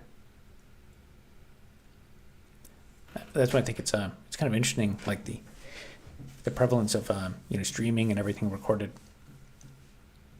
Like when you broadcast, like when a streamer or something, like jaywalks or something, or breaks a minor law online.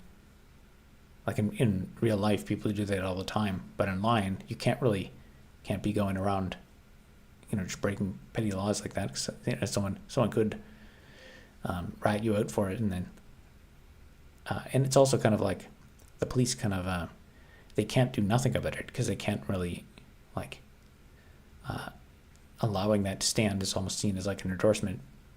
But in the future, as people post more and more of their life online, that's going to require that the law become more efficient. Like, you're going to have to enforce more crimes. Burden of evidence, statute of limitations is my policy. They don't want to report me for what I discussed, so be it. Yeah, I don't know. Isn't the statute of limitations quite a while in some cases? I'm not sure what it would be for a rolling stop.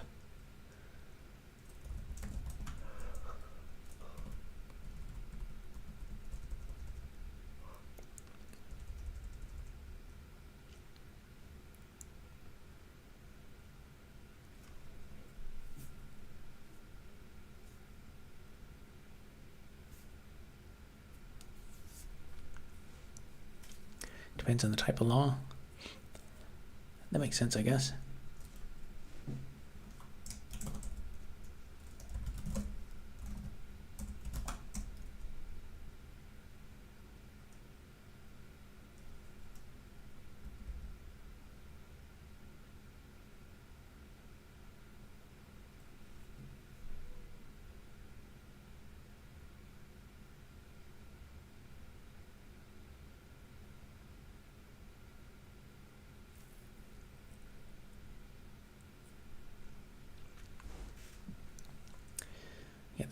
This is some weird behavior.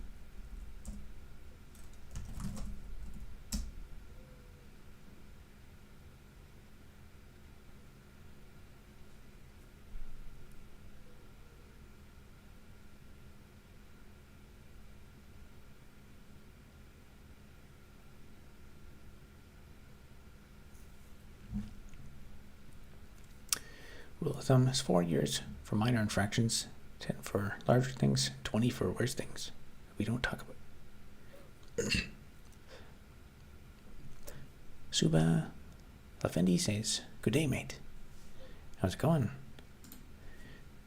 Today we're just doing some experimenting with character widths.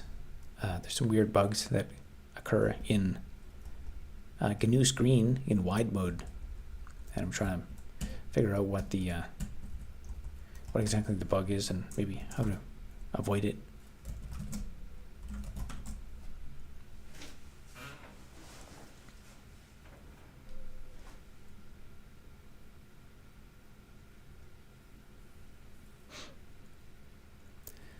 I think the exception is if there's an open case and you're a wanted person. I guess that makes sense. Otherwise, you could just always still keep delaying in the case. Mayor says, "What's up, Rob?" Not too much. Just trying to figure out some bugs.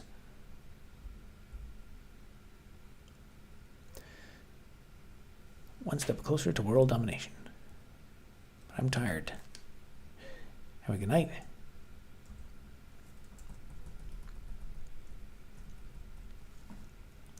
Oh, the chat revenue quote has gone back to Canadian dollars.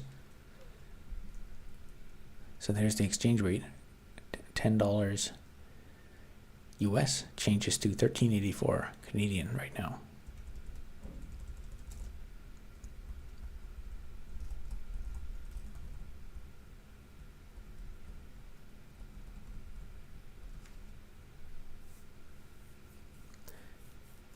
Vive le Canada.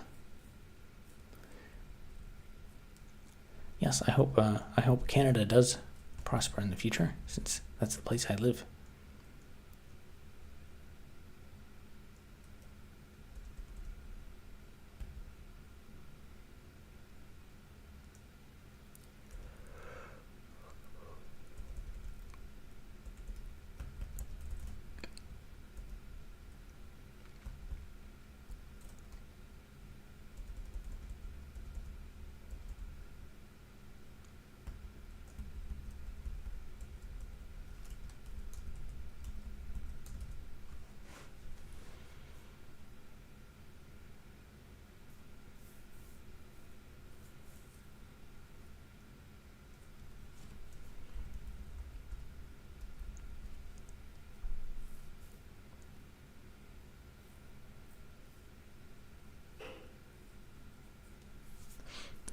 What do you think about people living out of vans, RVs, trailers, or manufactured homes?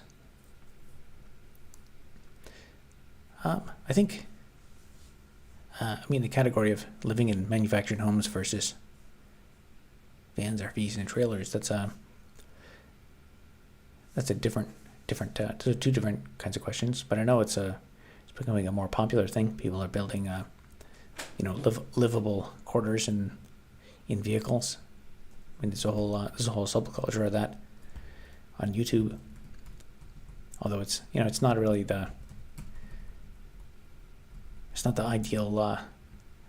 Some of those are pretty rough. I've seen some videos of people trying to in the freezing cold trying to find a parking lot in Walmart or whatever to go in to park their vehicle. They'll stay there for the night, and it's I think it's a bleak existence. If you're actually fully nomadic and living in a vehicle.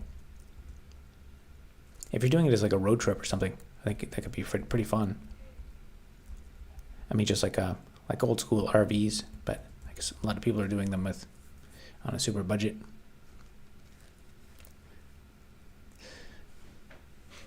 Hey Rob, check those audiobooks yet? I have not. I'll be honest, I probably won't get around to them. I think what did I do? I googled the title of one of them and I read a bit of the Wikipedia page, but it's also I think I have to sign up for like something else, Audible or something.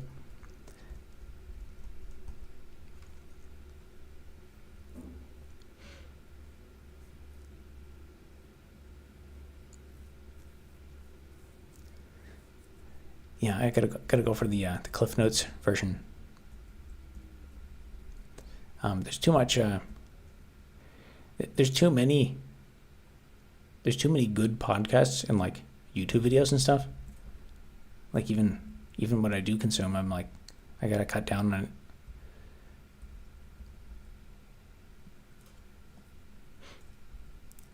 Reload at 18 min. Not sure what that means. Ask ChatGPT to summarize it. Yeah, that's kind of almost what I want to do.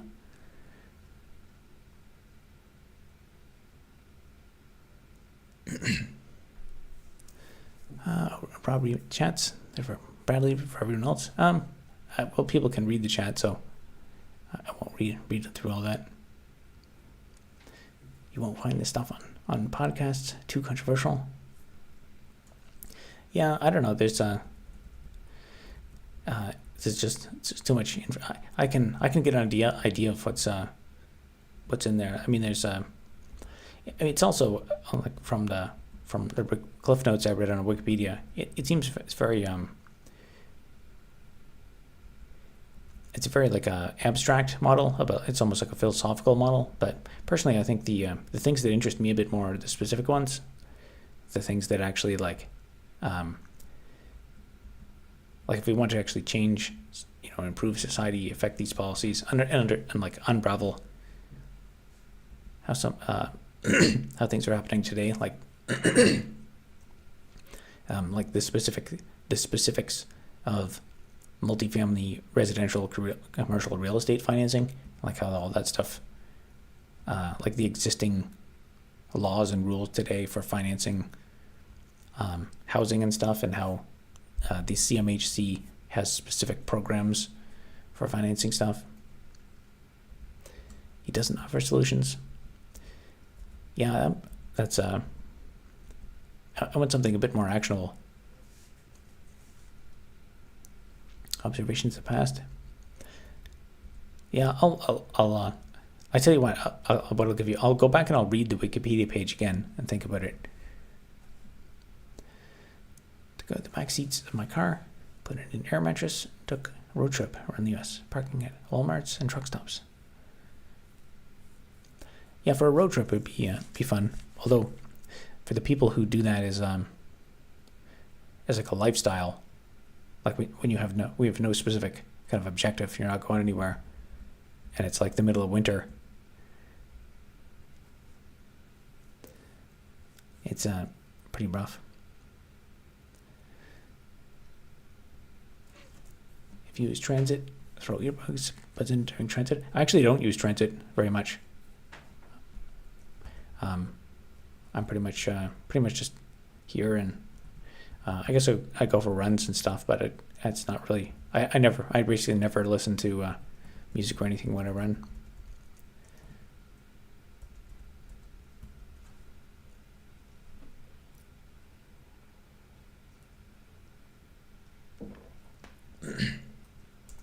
I'll do another.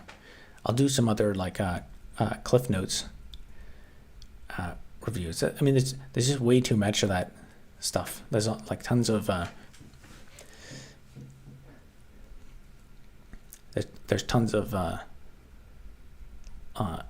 philosophical podcasts. I mean, how about this? I'll counter that with there's actually a few podcasts by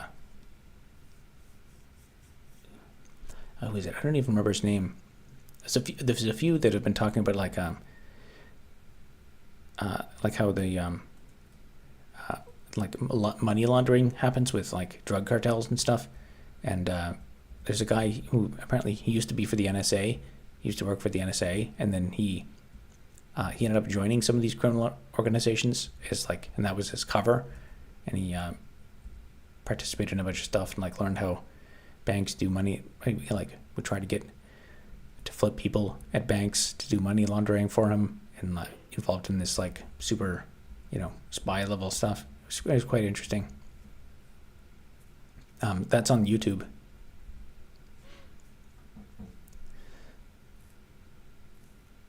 Let's see, I'm losing track of the chat.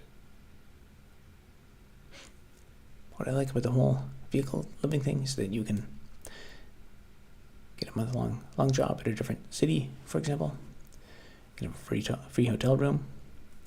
Yeah, if you're if like a kind of lifestyle and work lends itself to that lifestyle, then it can work out. Some point of my career is successful. Probably start up an RV park of sorts. Yeah, I mean, with the fact that there's a lot of other people doing that, then it could be a viable business. I mean, it's always been a viable business. And the fact that no one can afford housing now, it's probably going to mean that there's going to be more market demand for that. I lived in a 1986 GNC Ventura for 3 years.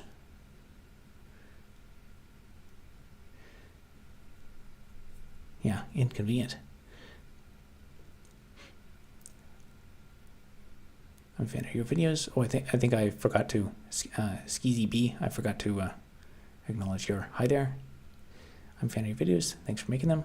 No worries. I'm glad you enjoyed them. When I traveled across Canada, I slept in my car almost exclusively until it broke down. And I used a motel. Yeah, for a road trip, it's doable. But I mean, the people who like permanent their only possession in their permanent house being in the car is pretty rough. Let's see, what was I going to do?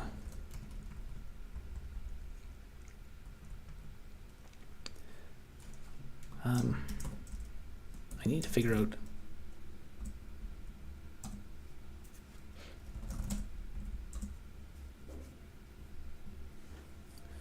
what should I do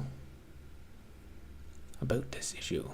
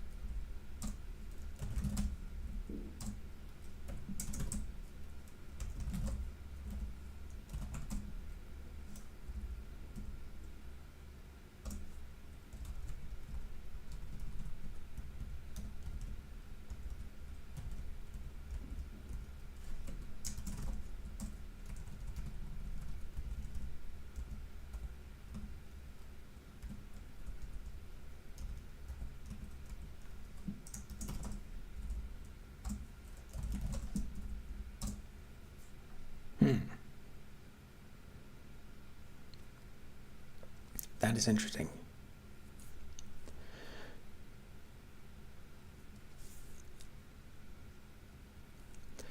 A lot of people buy campers out here and set them up. Campgrounds, not even RVs, like towable campers. Yeah, I mean, that's I think it was pretty popular, like in the 1980s and stuff, when you could buy super. That was like the rich person lifestyle, was to have one of those mobile homes. It's like basically a big bus.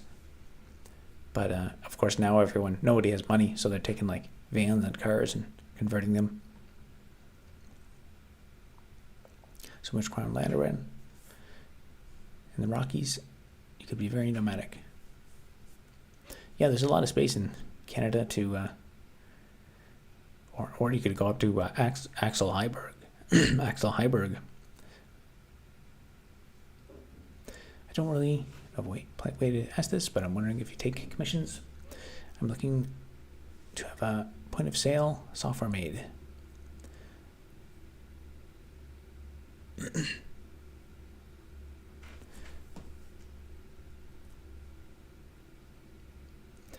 Yeah, actually, Bradley's suggestion is good.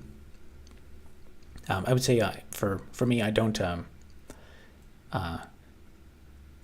If you watch some of my videos on the ones that nobody watches on consulting, I don't really entertain when people ask me to do projects. I don't really entertain that anymore.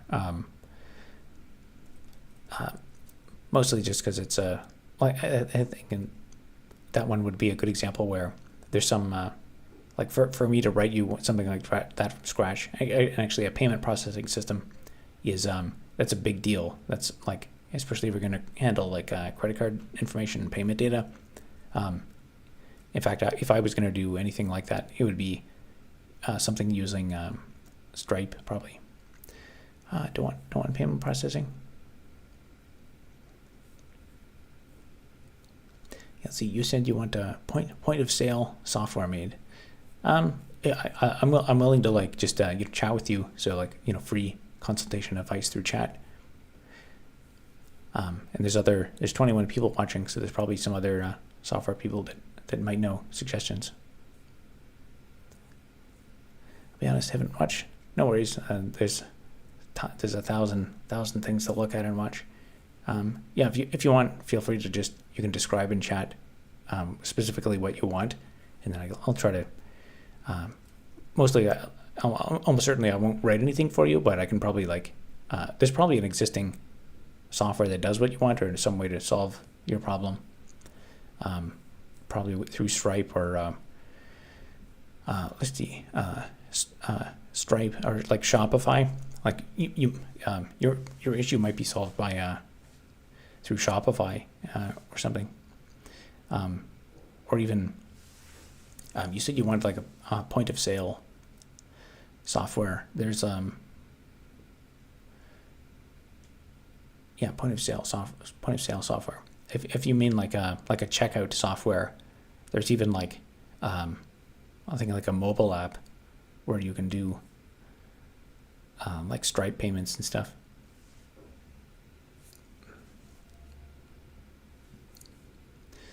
Alberta referendum for separation has enough people pledged to sign it. Would have to go to provincial legislative assembly for a vote, waiting on the right time to send it. Alberta Prosperity Project. Yeah, I'm looking forward to watching the fireworks between all the separation nonsense and stuff. I haven't read up on that much, but we'll see. The really interesting stuff will start now that Carney's in. Apparently, there are POSIX functions, WCS width for finding the number of columns, the character or string that would take to print. Do you try those? I've tried to. I've deliberately made the game not rely on those because I think in this case, well, for one thing, I'd have to link into that library, and that may not always be available, and it might be in a different location. I think, and also in this case, it may not even be obeyed properly.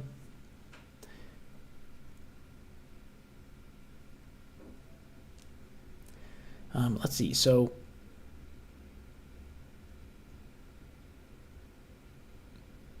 yeah, it looks like what is happening.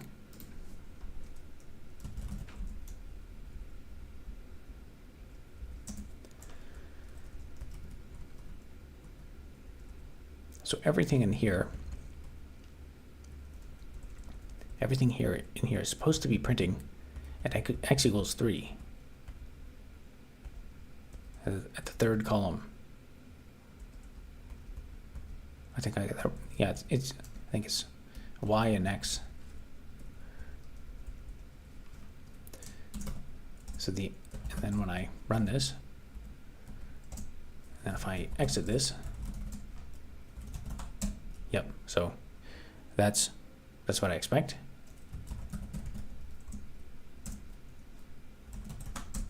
And then I get this.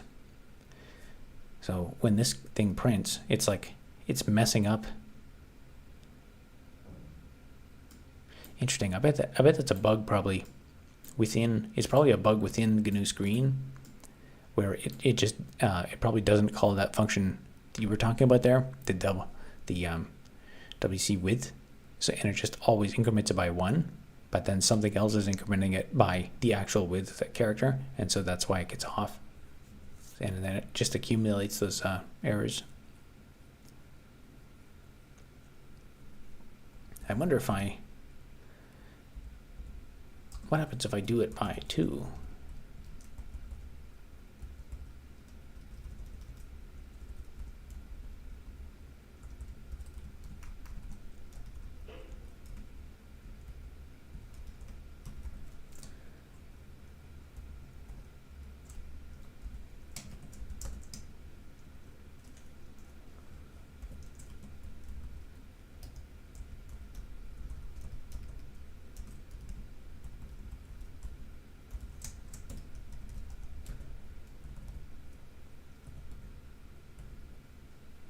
Let's see.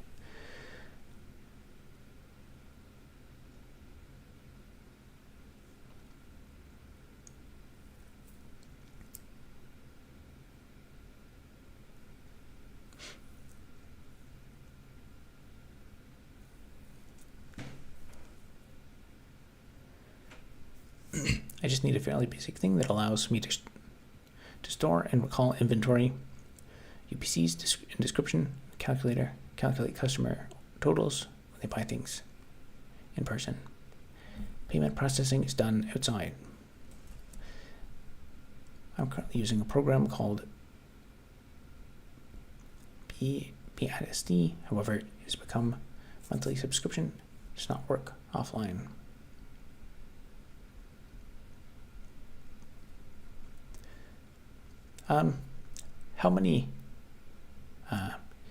How frequently, like how many transactions do you make per hour?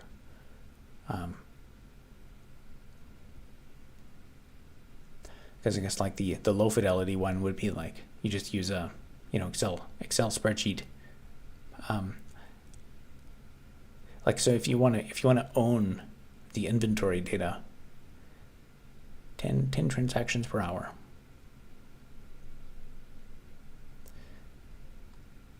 And so do you have like a barcode scanner thing that takes stuff? I guess it's really the problem you have here is you want what you want to do ideally is you want like probably like if you have a barcode scanner, you want that to go like directly into the system.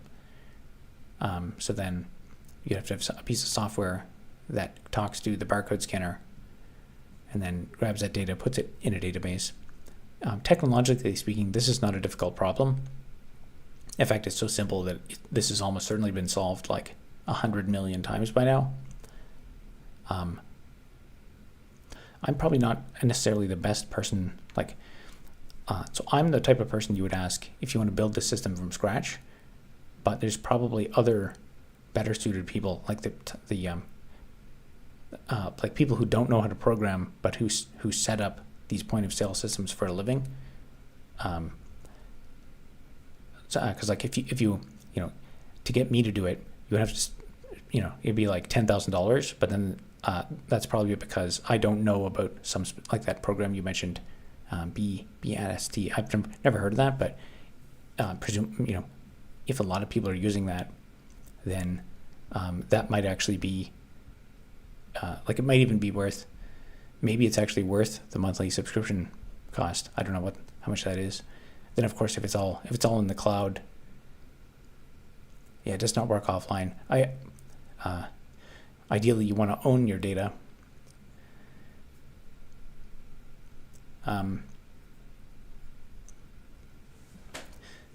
Yeah, I don't have a specific answer for you, but I'd say the best general answer is like I'm not necessarily I'm not qualified to answer that specific question. But if you search for like, so whatever kind of I'm not familiar with the types of barcode scanners and how if there's like a generic, there must be by now like a generic way for barcode scanners to interface with other pieces of software and then just dump the data into some standard database or something, or even Excel files. Like that probably exists, a point of sale system where at the end of the day you get like an Excel file or something and it just has all the transactions in it. Or I would even be, I would assume most barcode scanners probably come with a piece of software with them. I mean, that might even be something to look into.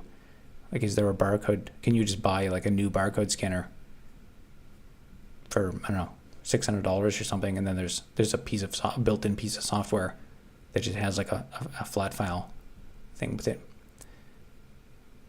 Let's see, I missed some chats.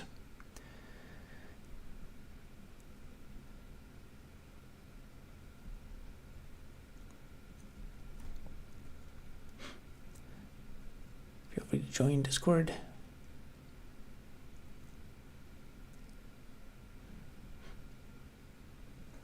Recommend fully to use Stripe for front end. Check out cash flow, potential quality management, and make a rudimentary system for inventory, location, and warehouse. Software is $2,000 and then $500 a year after that. Is that reasonable? Those numbers don't surprise me for like, you know, enterprisey software.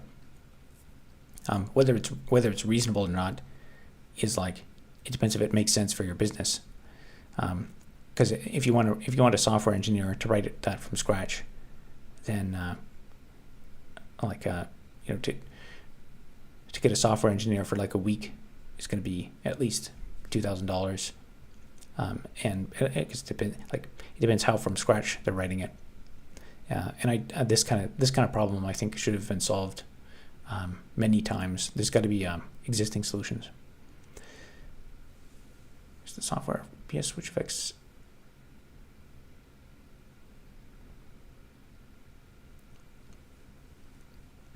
Yeah, I get, yeah. There's all the kinds of details like taxing and stuff like that is.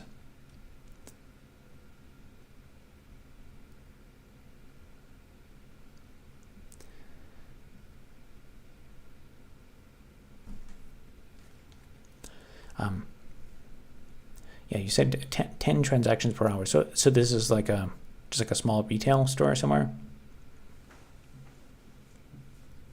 I'm half trying to read about Stripe and listen to Robert, but it kind of looks like there's a cloud-based service. They want you to use their terminals. Yeah, like 10 transactions per hour. That's kind of like that sounds like a small retail shop.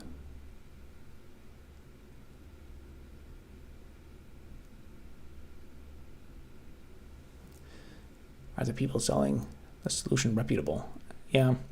Well, that's the thing. You're at a scale of business where it's not going to be economic for you to get a custom solution written, because one issue is like if you get a software engineer to write a piece of software for you, and then like something breaks, like the tax code changes or something, or there's some software in the barcode scanner updates, and then the solution doesn't work, and now you have to find some new person to come into this code base, and it's going to be a nightmare. But like to get a custom piece of software is going to cost too much. But then I'd say like kind of pre-baked, a lot of these cloud solutions and stuff are probably all it's going to be available to you.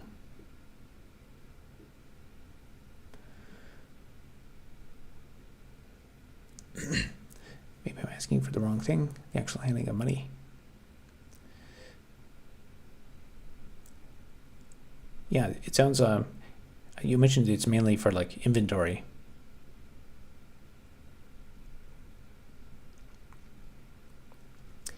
Might not be a good answer because I screen capture your codes. So the carriers. Oh, okay. Oh, you're talking about that AI tool. Yeah, too many things to multitask on. Skeezy is all you want. An inventory database, store, recall on scan.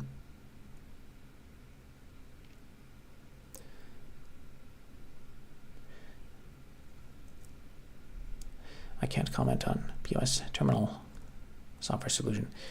Yeah, I would say this is like if you, I would say a software engineer is probably not what you want who to talk to in this. You probably want to talk to like find some online forums or something where people are talking about like the solution. Like I mean, there's got to be like millions of small retail stores around. I'm sure there's some process that they've come up with for this.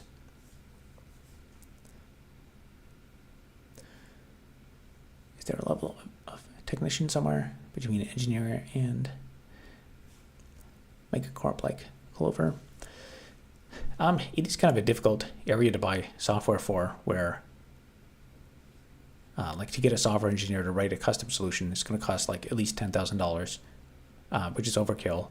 But then you can probably like the business solutions that are available to you are probably like you said with that thing, like $2,000 and $500 a year.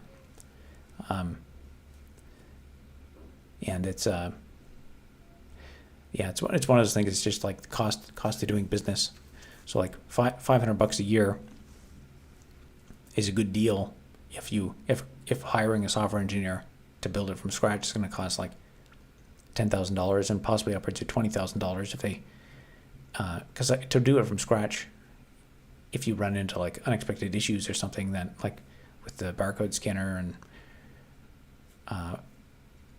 I mean, I would assume a lot of this stuff should probably be standardized by now, but I haven't worked with it specifically a barcode scanner. It could be both very simple or very easy, depending on the barcode scanner.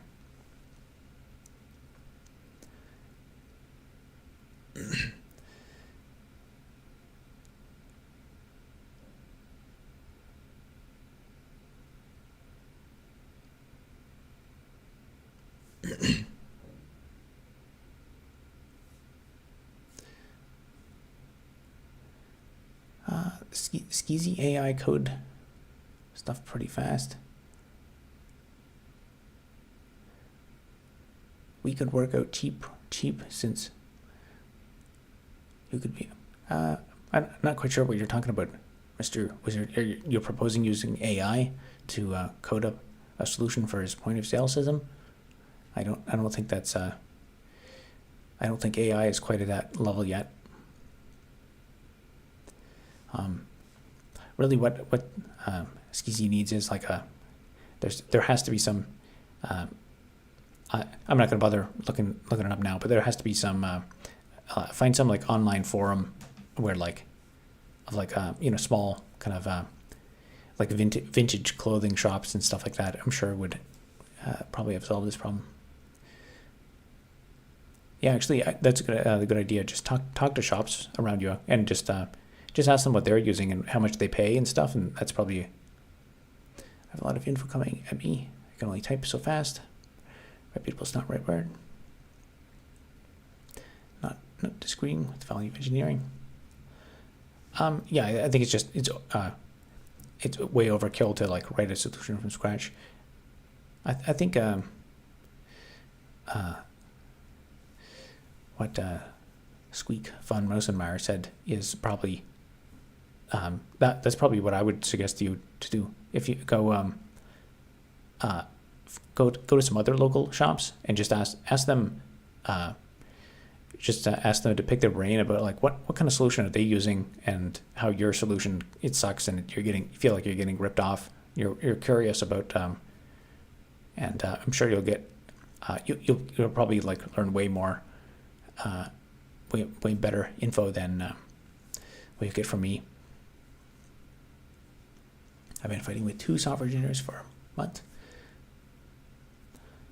My mix tanks keeps taking out fluid faster than my discharge pump.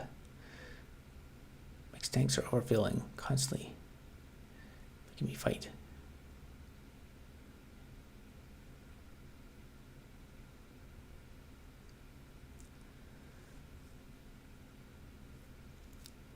Okay.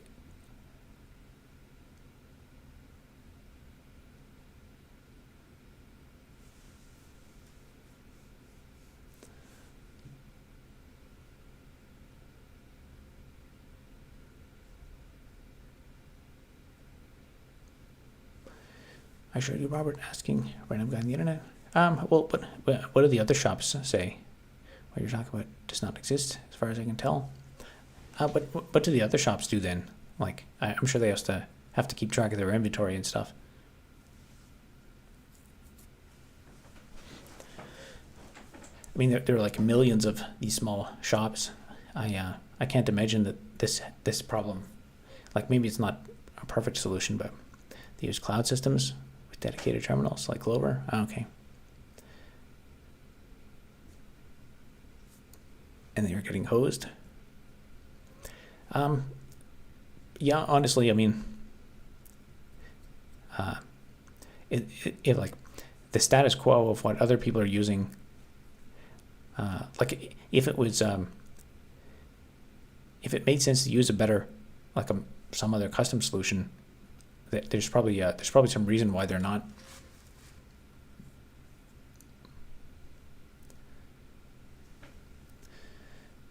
It's easy. Use me as your developer if you want.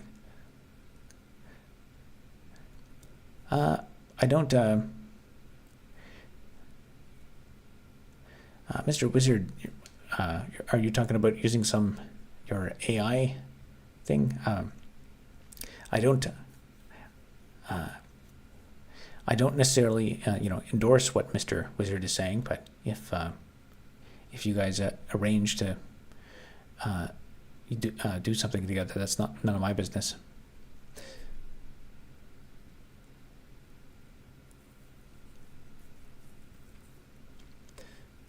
Yeah, Brad had some suggestions. I missed those in the chat, but yeah, feel free to network with other people amongst yourselves. I don't endorse anything that anyone says in chat or otherwise, but I kind of think probably if you talk to a bunch of other stores and don't get any good suggestions, then that's probably whatever the best advice you can get from other retailers, that's probably the best you're going to get. Because any kind of custom solution is also going to be a pain for a different set of reasons. The reason is a lack of understanding about ownership of data, the fact that there is a de facto monopoly on these types of software. Yeah, I mean, we may be in a period where or like I think in some cases people would make a piece of software like a company would make a piece of software like that, and then they would be successful, and then they would grow, and then they would slowly lock down the product and make it worse and worse and worse until like their product gets so bad that now there's actually a space in the market for competitors. So that's possible that that's what's happening right now.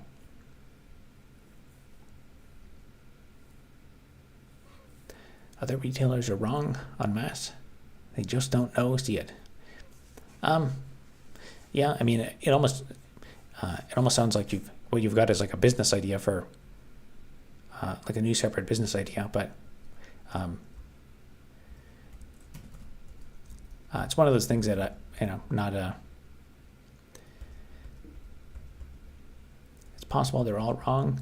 I mean, it's possible that we're in a period where like you said that I think you said that this company recently changed their pricing model or something. So it's possible that it was like tolerable before, but this is the straw that broke the camel's back, and like within 6 months or something, people will start thinking about building their own system.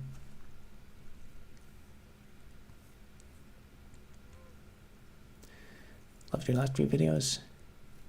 Keep it up, big dog. Thanks for the kind words.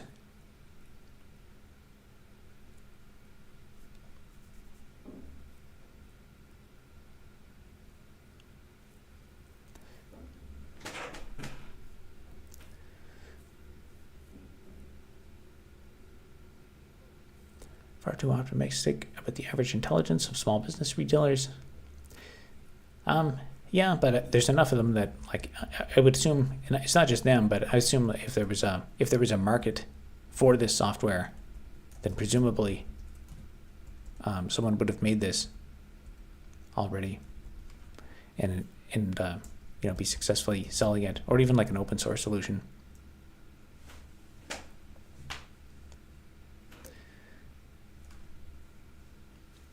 I'll network with your network regardless. Yeah, feel free. There's a Discord there. Now, having said that, I don't know any of these people very well, so take that for what it's worth. These are all just internet people that I don't know in real life.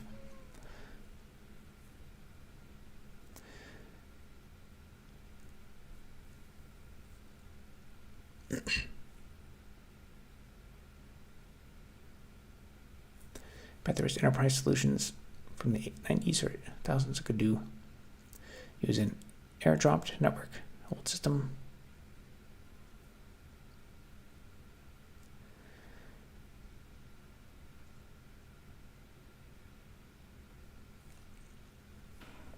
Yeah, the fundamental, like updating a table in a day, like this is like a one assignment in a school project, updating some tables in a database. But the question is, like, it's about the specific type of software. So a barcode reader, it depends what barcode reader you use. There's probably, I'd assume there must be like a standardized protocol for them, but you have to get it plugged into the right interface, and then you have to have software that can read from it. And then also there's questions like, how do you update the inventory numbers? Like when new inventory comes in, then how does that database get updated? It's a few like process questions, and those would be questions you'd sit down and ask and hash out when you actually write the software.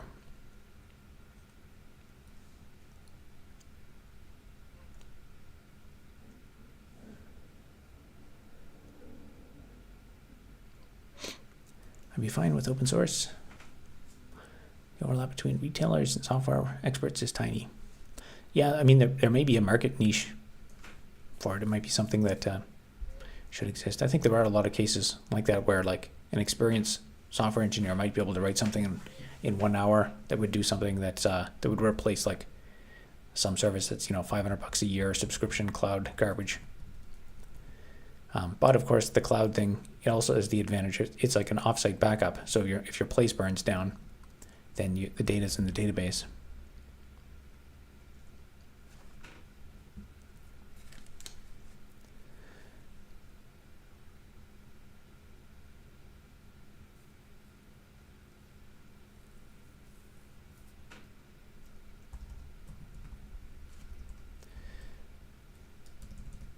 You said you were a mechanical engineer. I mean, you could probably there's got to be some piece of like I'm not sure what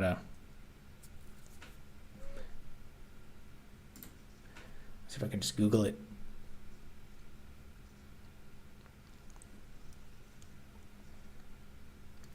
If the browser will open.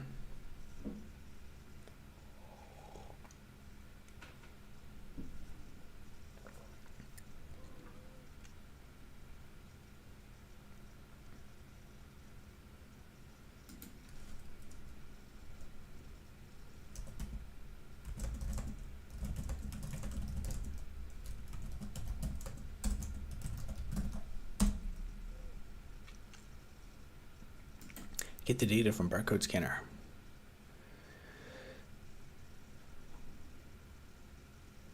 If it has a scanner like this,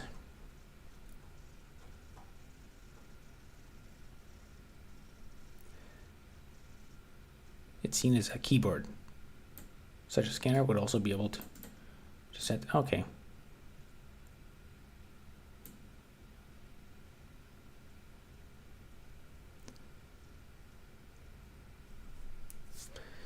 Chat's moving too fast. Yeah, so according to this, a barcode reader is just seen as a keyboard.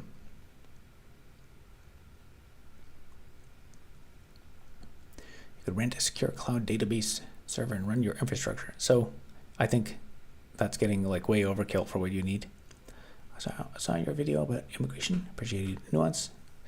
I also took note that you mentioned Michael Klein, and you probably know he's a well-known renovator. Yep. Just want to run a program on my PC.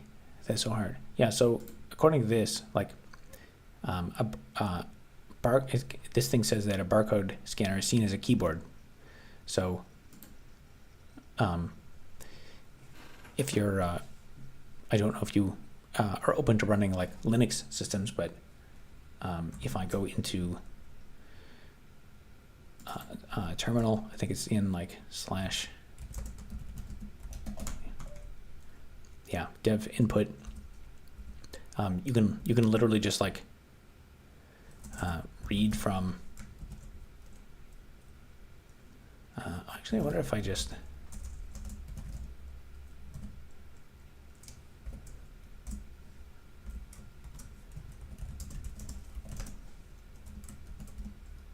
Can I do this?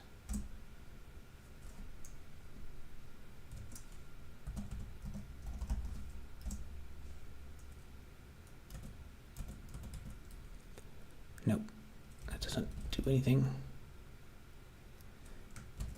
Okay, I guess I can't read directly from that. But if you to just like read keyboard events, I think it's because there's probably no line buffering in that. But you can just like open a read on like one of your devices, or like you can use like a Python script like pygame.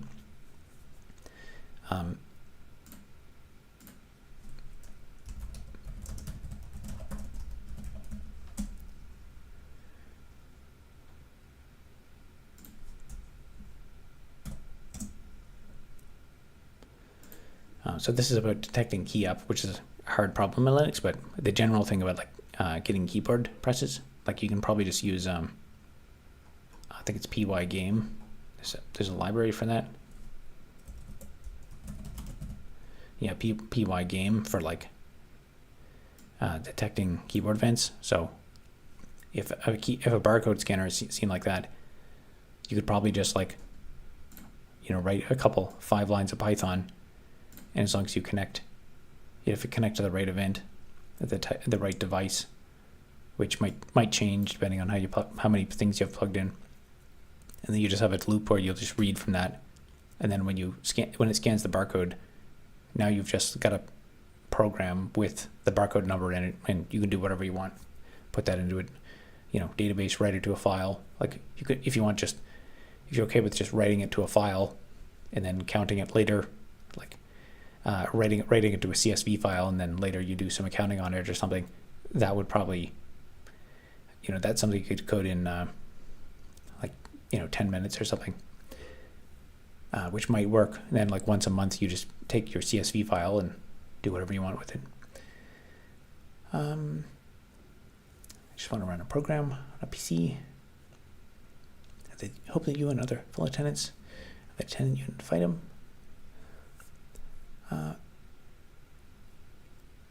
There was open source point of sale software.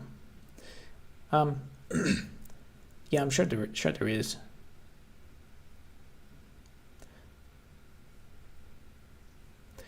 I just YouTube searched open source point of sale system and found results.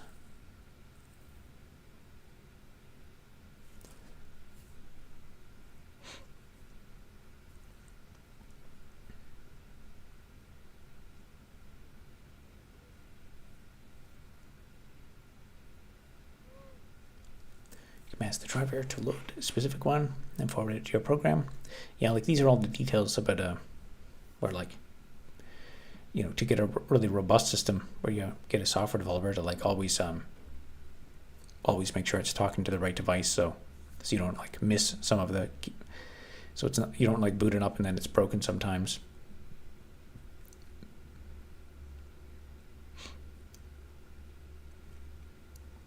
I'm imagining something that just uses local SQL database. Yeah, the thing is, like, if you want to have a database too, like one aspect of putting stuff in the database is when you buy stuff, but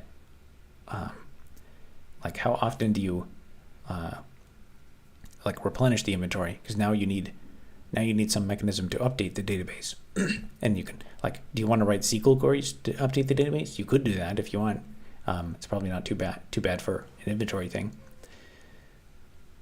But you could also just like have a bash script that, like, you know, the question is like how, in what format, like what is the process for updating your inventory right now?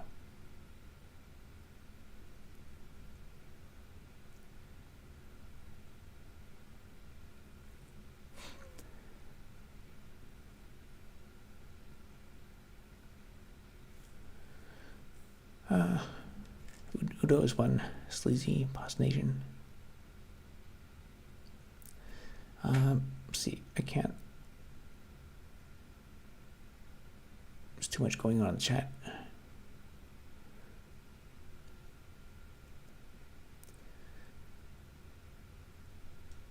Wouldn't talk to you because you're in Canada.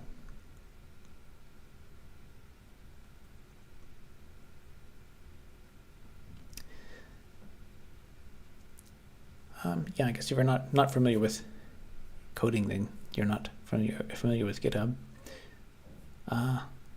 Rob, help. I don't know what do you mean by that?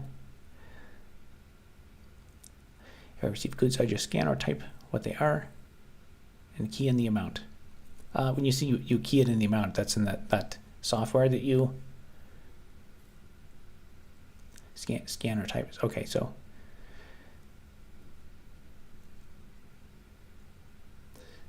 yeah, so to do something, like, you could, I mean, it'd be like the level of like a school project to make something that does this in a like little SQLite database or something. So it wouldn't be that difficult, which makes me think there's probably some existing solution for this. Now, one of the reasons why I would not want to work on something like that for you is there's probably like there's always going to be some little things that probably will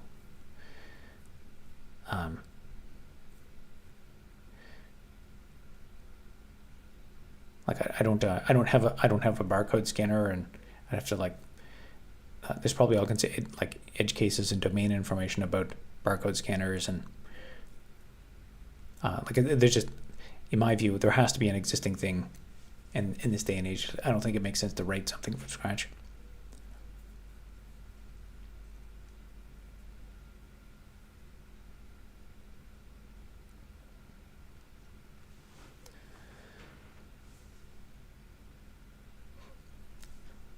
Vicus says, hi from New Zealand.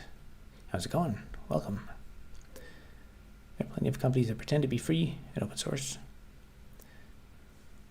Bites. Iniquitio says, your videos are incredible. By the way, if you've thought about reading some articles on live streams, I'm not sure if that's your kind of content, but given your experience, I think it would be interesting. I could. At this point, I don't plan to do that, but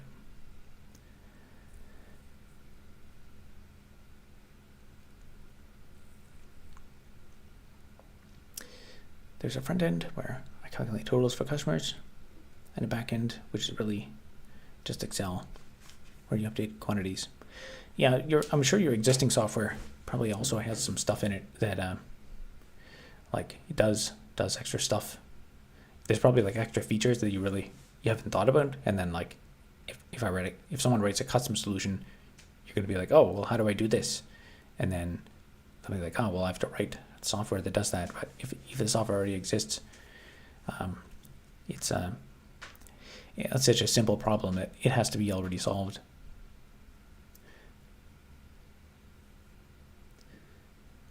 What if you don't pay a recurrent cost for this?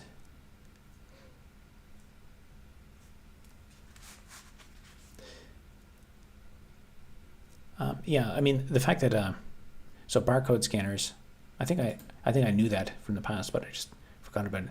The fact that barcode scanners basically just are like a keyboard.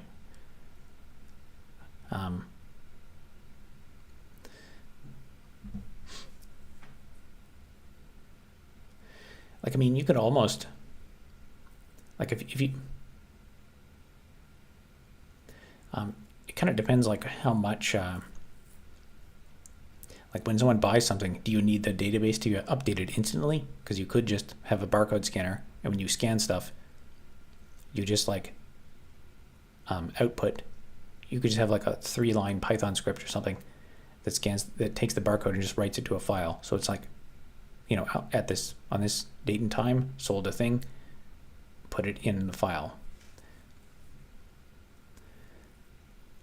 No one is making it in a way that's not cloud-based. There's a type of software that literally does not need UI, does not need you. Updates. Yeah, so do you need the database to be updated in real time, or could you like update it once a month or something, or like on a manual basis? Like you could probably,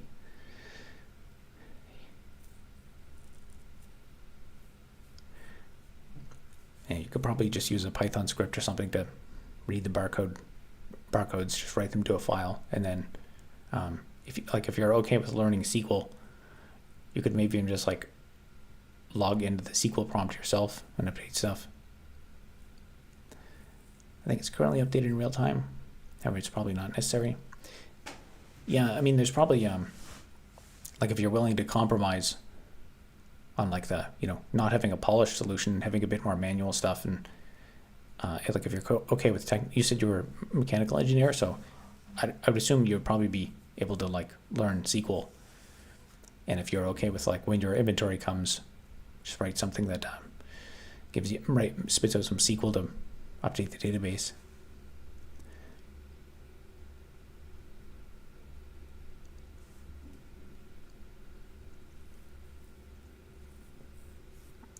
Isn't it sleepy time? Yeah, it is getting close to sleepy time.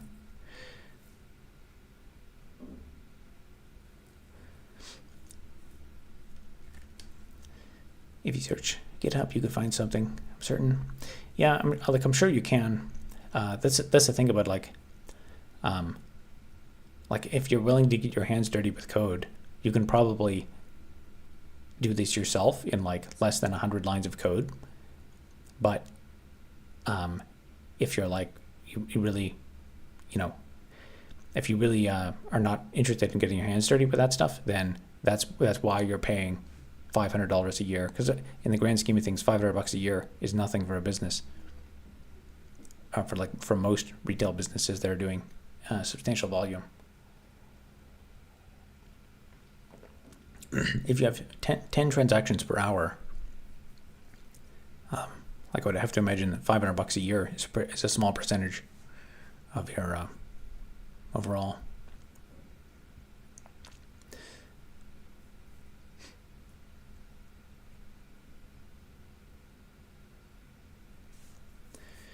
When I said SQL ITB, I mean the app would use it on the user's behalf, so no manual SQL needed.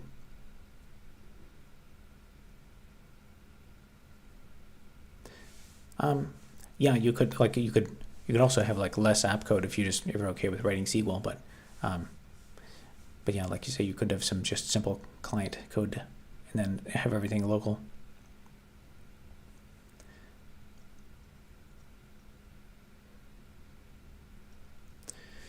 Did some coding in uni, just struggle to know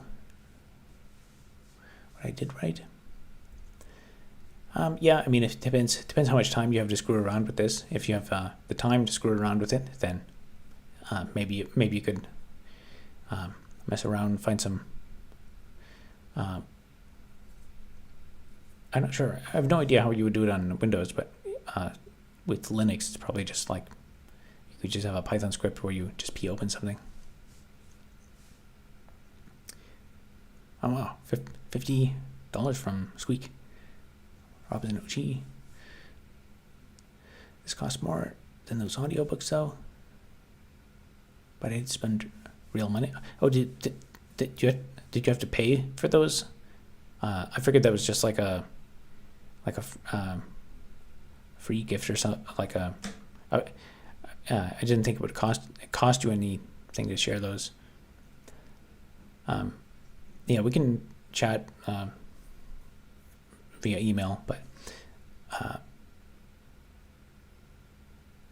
this was chill. Thanks for streaming. It's easy if you were going to code it yourself. First thing I do is look up a tutorial video on how to use AterChat. You really like AterChat.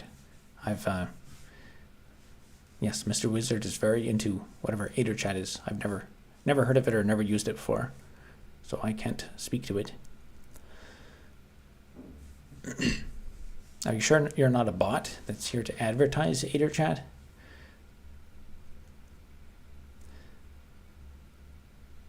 Maybe Mr. Wizard is AterChat itself. That you never know these days. Got Skizzy to join Discord, so if he needs real help, we can probably do it there off stream. Yeah, I think that's enough conversation about the point of sale system. I could have sent you in print. I'm just guilt ripping. Okay, so you didn't pay for those, did you?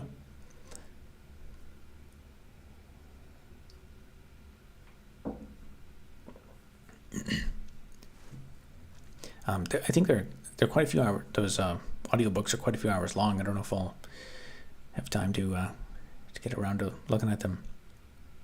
It doesn't matter. I guess it kind of does. I don't want people to waste their money. Thank you very much for the $50. That's on top of what you already gave me. They're worth it.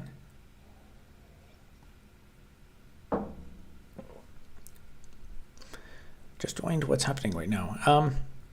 We just spent like 40 minutes talking about point of sale systems for someone in the chat was interested in a homebrew point of sale system.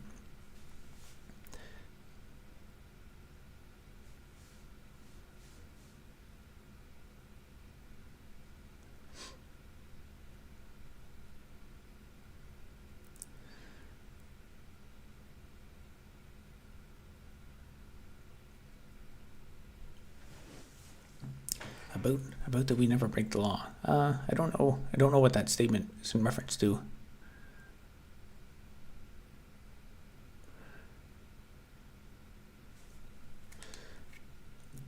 Okay, what was I doing?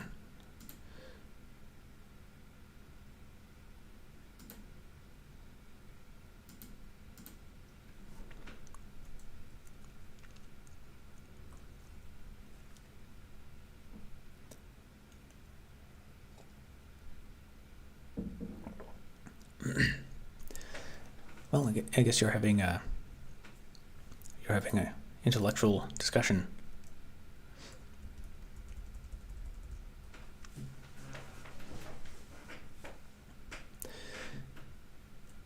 Was all your coding experience? Do you do AI or ML for career? I actually did not do any. I chose not to take AI courses in university because I actually I did a bit of AI stuff before I came to university. But I've not actually I've not written any AI code or like worked with AI models or machine learning. But I've used it a bit more. Have you been using Grok? What about now? You can just learn online. I could, but there's like 10 billion things I could do.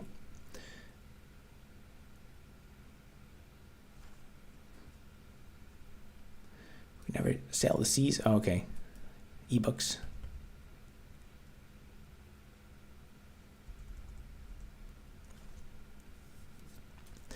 Yeah, he sent them through I guess Amazon or Audible, or I'm not. I've never listened to stuff through that platform before.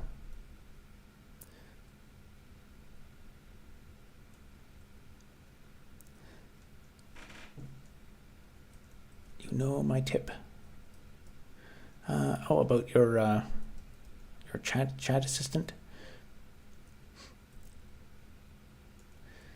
I just thought with your background you'd be great. Maybe I would. I'd have to get into it. Right now I'm this stream it's I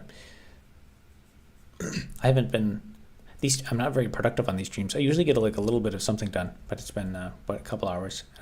I've determined that there's some weirdness with character widths in wide mode on GNU Screen, but I've yet to figure out what I should do about that. What are you working on? I'm trying to identify the root cause of some weirdness with, so if I exit out of this, so here's a script that prints some characters, so there's a wide character there. If I run this in this, and then I go into screen, in this wide mode screen, now it looks like this. So that's an issue. I think it's a bug in GNU Screen that occurs in wide mode.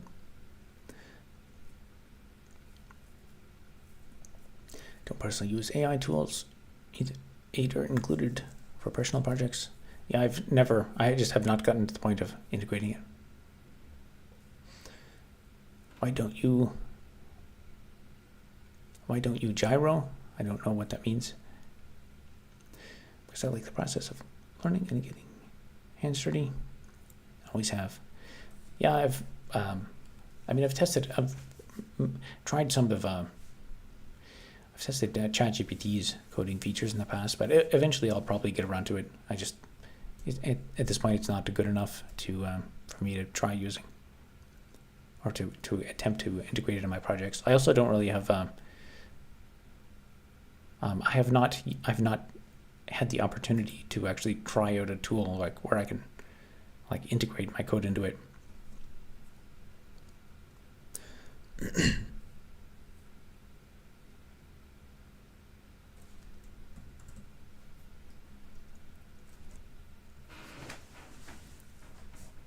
Okay.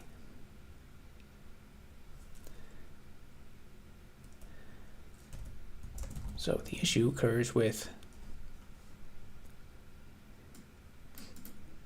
I think it's because this thing is two characters wide,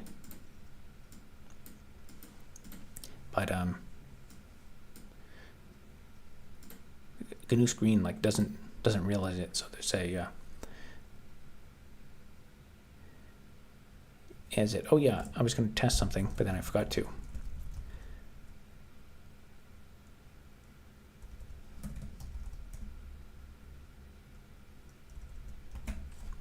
Let's do this.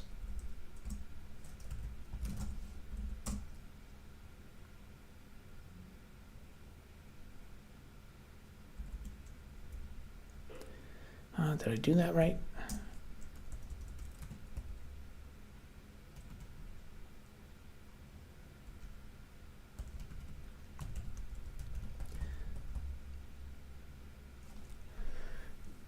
I'm going to try.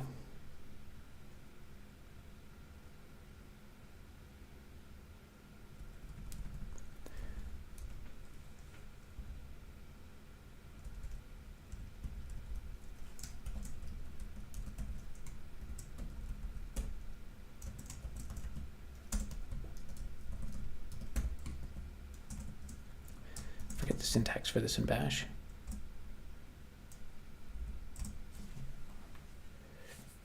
Almost sneezed.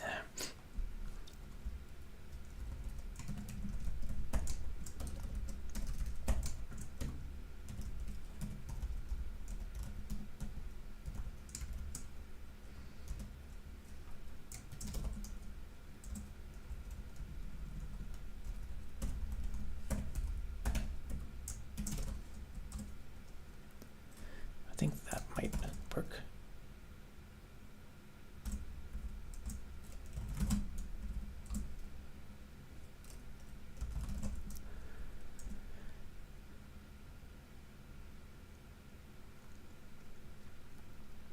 interesting.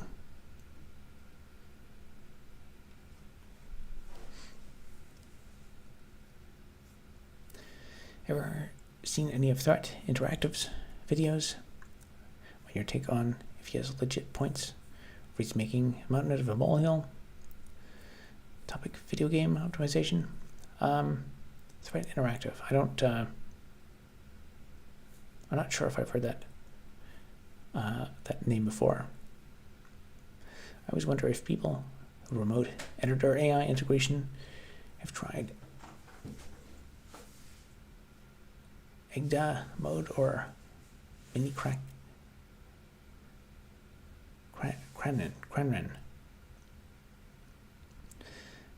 Yeah, I haven't tried any of them, so I don't have any opinions. There are examples in EGDA or Idris where you write down the type and get the compiler to generate implementation. Very cool.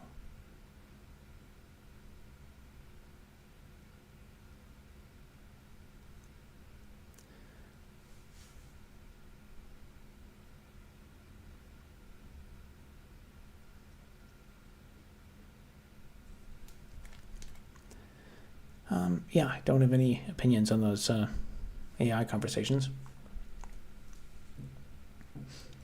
What about Rocco's basilisk? I don't know what happens to ask it to generate Rocco's basilisk.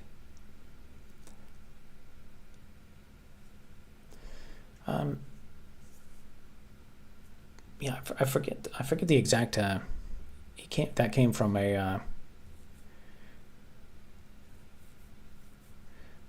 What was it? It was a forum. It was a famous forum in the early 2000s. Someone talked about that. It was a hypothetical idea of if when AI becomes super intelligent, it'll look at everything and review history about who was nice to it and help its formation.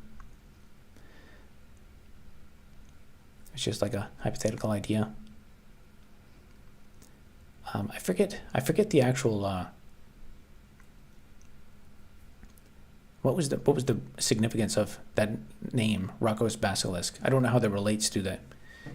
Was it something about a basilisk turns you to stone or something, so the AI would get mad at you and turn you into a statue?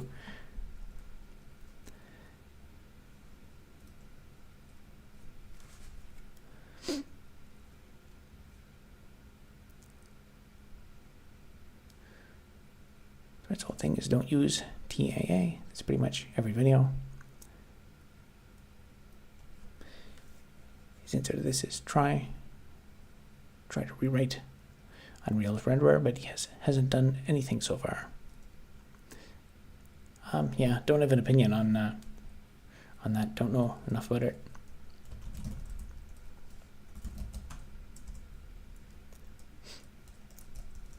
Let's see.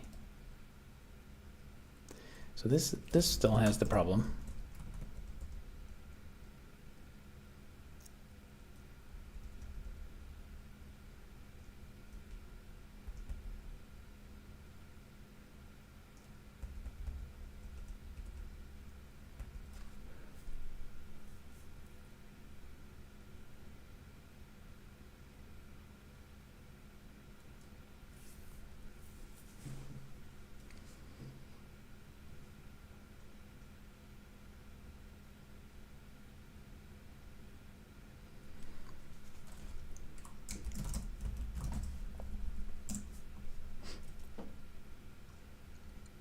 Okay, so these are all supposed to be at x equals 3.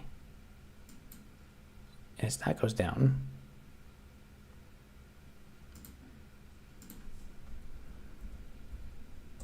oh, you know what? It's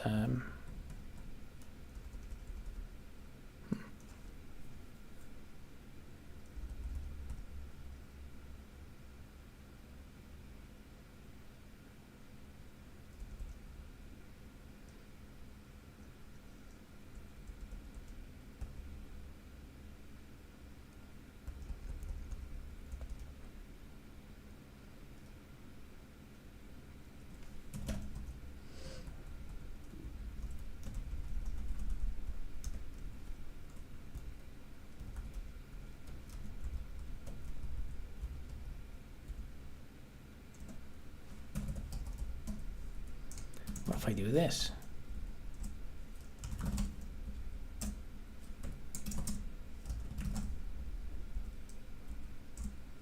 Wow.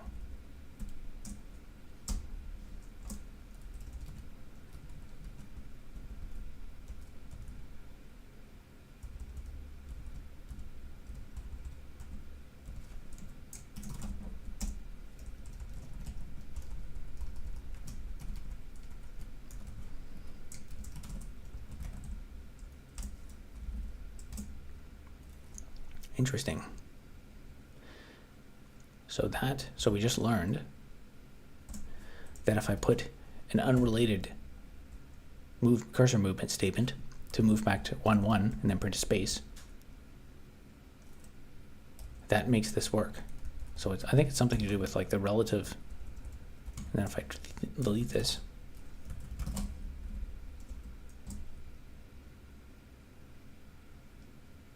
then that makes it not work again.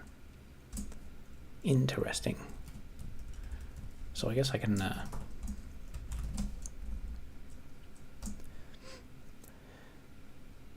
yeah, I guess technically then I can let's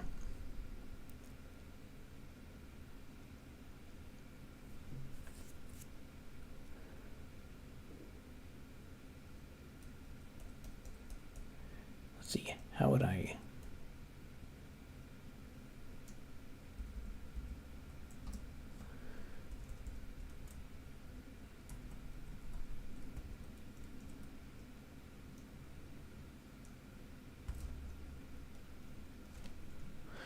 saying chat.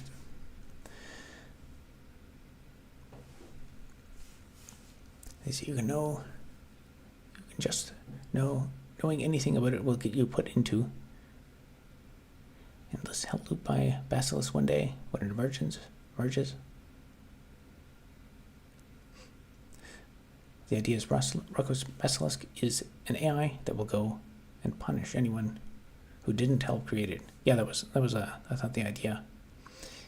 If you learn of the program, it is forever in your best interest to try to work toward the creation and optimize. Because with a sufficient sized AI, a world brain, you can know past and present and future in all permutations and work towards cause you unbelievable pain. Well, hopefully my video about how to make a CPU that has 11 million views should be looked upon favorably by Rocco's Basilisk, because that should surely lead to the development of more computing power that can assist the all-powerful AI.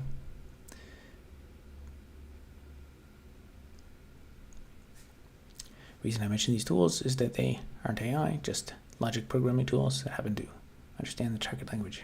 Okay.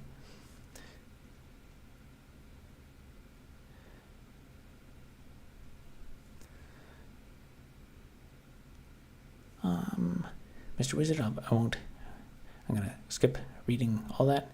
Did someone just self-proclaim intelligence? The benchmarks probably specifically target a language that either isn't independently typed or isn't scheme. All hail the Basilisk.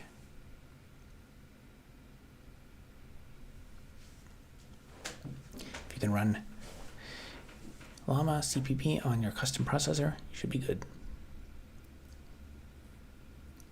Yeah, if you can make a general processor, then you can make anything you want on it. The bug you are looking at, Rob, reminds me of one I've hit in the GNU read line. You need to tell terminal with escapes which characters don't move the cursor.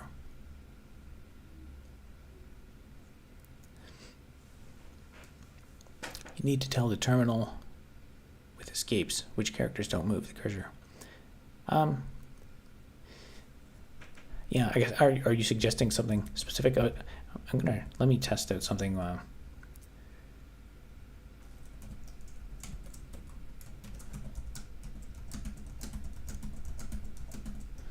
So we'll do this.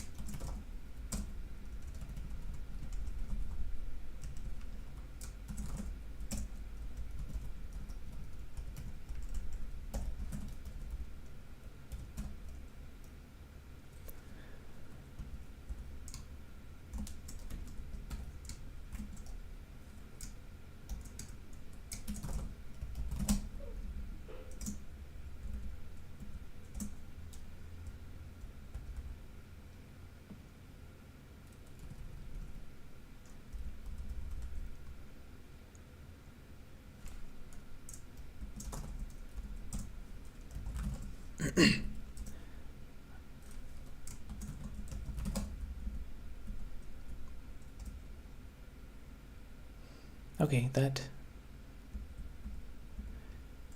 what I'm expecting. And then if I do this,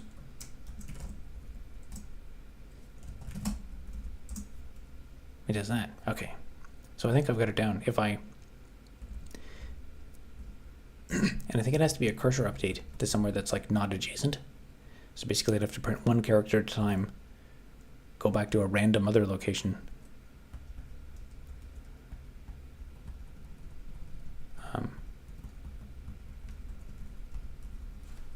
Actually, you know what?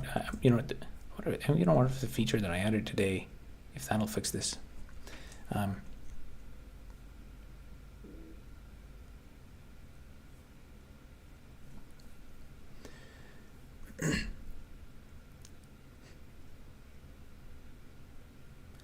think these are slash bracket.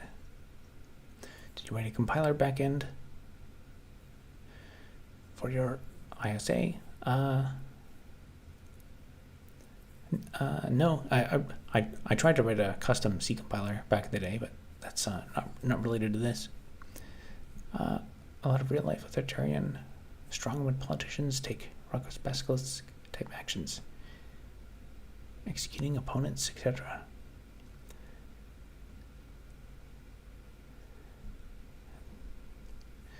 Like a digital extension of joining fascists. I don't know. That sounds kind of off the wall to me.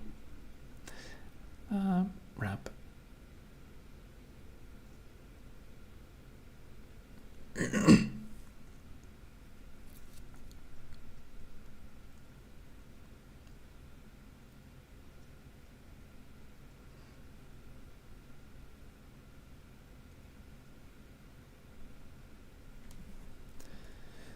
Oh, maybe. So I guess it's, let me test out what you're saying. So, okay, we've got this, we run that, it does this, and you're saying,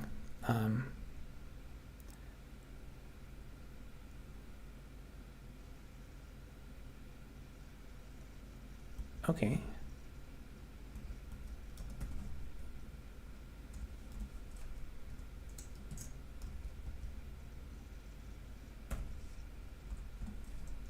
Like that, I think.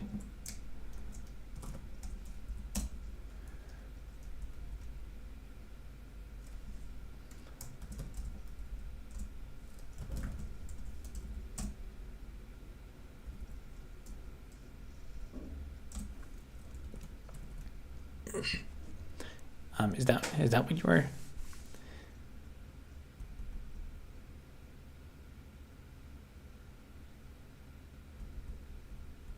Okay.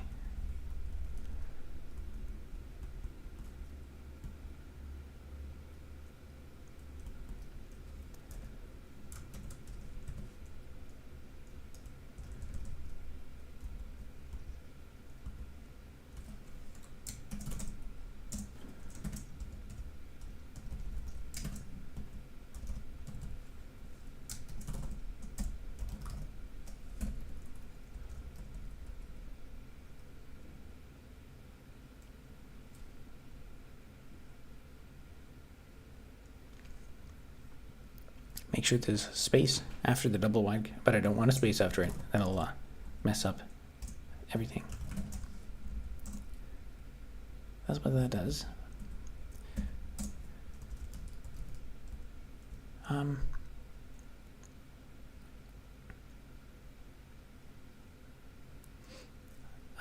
Capability snap. Is that what you were suggesting?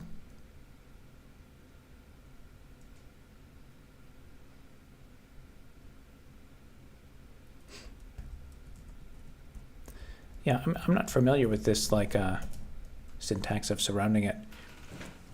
So is there like a documented thing in the documented escape sequence for like? Yes, it's what I was suggesting. Okay, I'll have to Google that. I had no idea there was you said it was bug you were looking at reminds me of one. In GNU read line. Yeah, you need to tell the terminal with escapes which characters don't move the cursor. So this one actually it does move the cursor, but it's actually it moves it 2 columns, but it seems like I think there's probably a bug in how screen is working in this version of screen, where internally it seems to be only updating the column by 1, even though the character actually moved by 2. So there's like a couple things out of sync. So it's probably a bug within it. And it's not. This is not. This is really. This is not an important thing I should be spending too much time on. I'll probably just like implement a stopgap. It's like nobody's. There's probably very few people going to run in this, but at least there's a way to get it to work. There's a way to explain why it doesn't work in this case.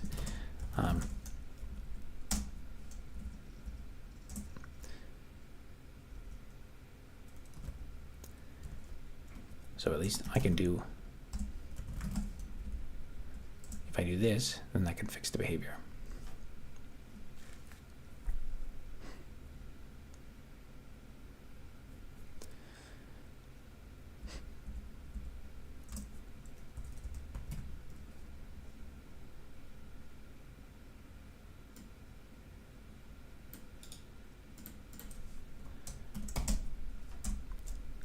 So what I could do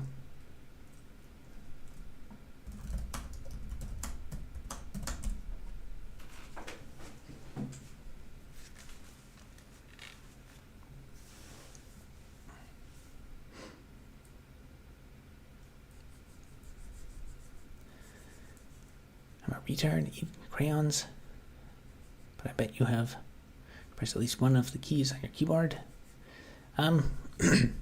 It just takes thousands and thousands of hours of time spent learning ANSI escape sequences and so forth. So this is what it looks like currently, and what we want to do is, yeah, I mean by this point I better be good at this by now, because I spent my entire life learning it. So if not this, then I have nothing else to show. Let me think. I want to. This is in console writer thread state. So if I go down to where it's printing stuff,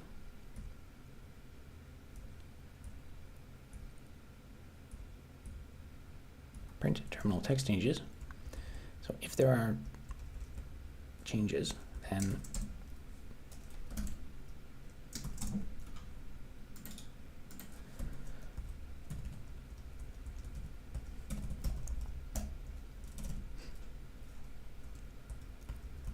so we will do this.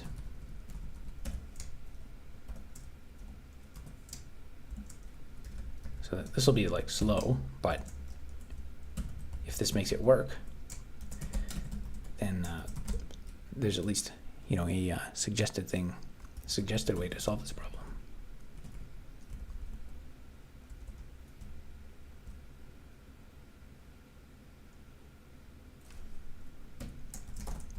So this will be the moment of truth to see if doing that fixes the problem.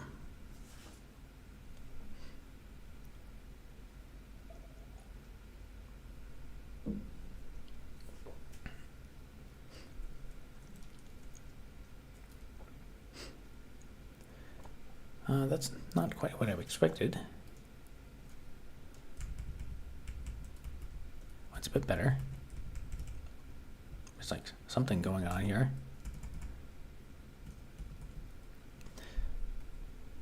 G-TN sends $5. Thank you very much. You're like 200 IQ. Genius. Oh, thank you. It takes someone of incredible intellect to acknowledge an intellect is superior as mine. So thank you very much for noticing.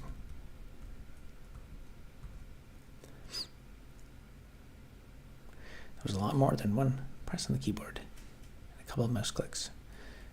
Yeah, this still didn't actually fix the issue. There's something else weird going on here. Huh. It looks like it's almost fixed, but let's take a look here.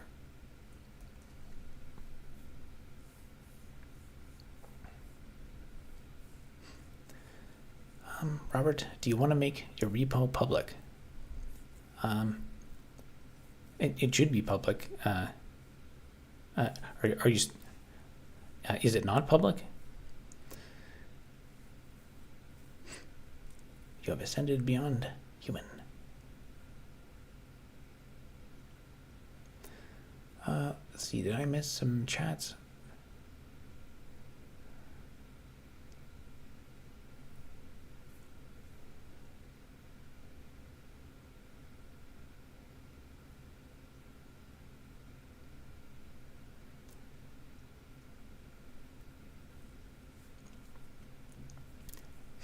After a while, you don't even notice log messages. Just copper, stone, iron. Yes, sometimes our chats are weird. I mean, it's weird because like sometimes there's people come in the chat, and it's not clear if they're bots or something, or like then there's like sometimes just mentally disturbed people who chat. But then also like, I mean, this is one of the reasons why streaming is actually like mentally very taxing, because you can have a conversation with someone and then you make like a joke about something. Like for example, if someone right now made a chat about like the point of sale system we were talking about, if someone said something about like the keyboard inputs or something, and then in this context they'd be like, what are you talking about? But sometimes people will make a comment about something or a joke about something that was said like a little while ago, and then you'll read it and be like, what are they talking? Is this person like some mentally unhealthy person, or them? And then you realize like, oh, they're making a joke about this. And actually they're not mentally ill. They're actually very clever, and it's hard to follow what's going on. But you have that mixed with other people who are bots. Some people who are trying to mess with you. I'm a bot. You're a bot membership. I can see. You have your little command prompt. Let's see. So that thing I did. How do I stop aging, live forever, and live to 150? I don't want to age. I'm not sure. That's a good question. Do I have permission to mess with you?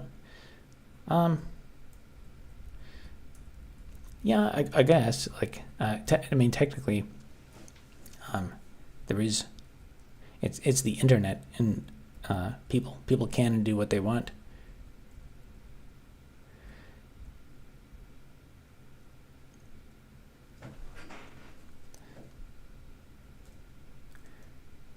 When I'm 70, I don't want to look like an old man.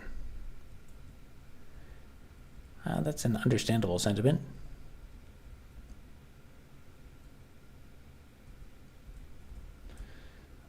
Okay, this is what.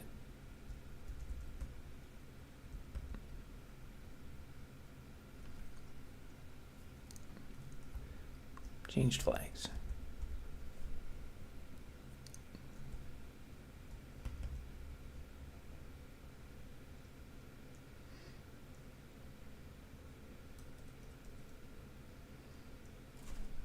Oh, I wonder if also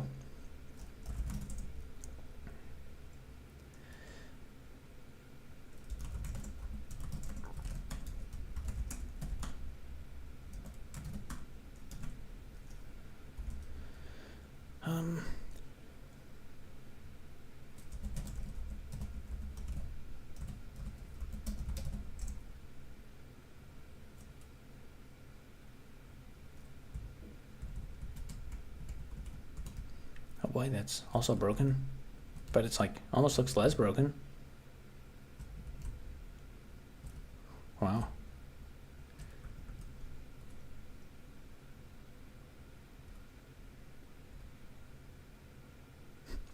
That's pretty close, but not quite.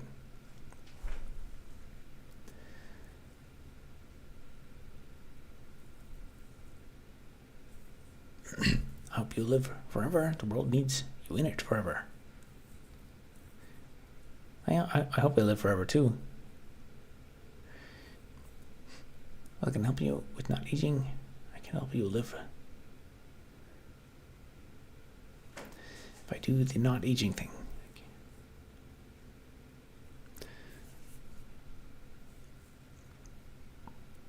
We might not live forever, but AI will preserve our personalities forever. That's true. Are you working on any other projects, like the immigration video? Not at the moment. So the immigration video took quite a while. I've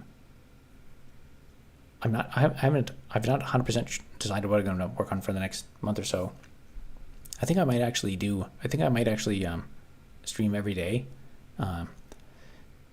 Because I don't really, I'm going to get distracted by a bunch of the burn eviction stuff for the next week. The hearing's on the 26th. So I will probably do some, I'll maybe try some shorter form content, because I don't really like starting like a big project, because if I get interrupted halfway through, then it's really hard to get it started back up.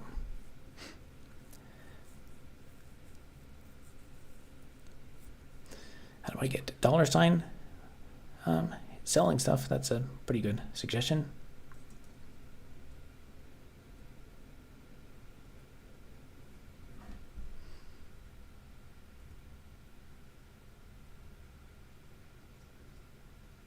That's weird. It looks like there's maybe an off by 1 error there. It's like not getting the terminal dimensions right.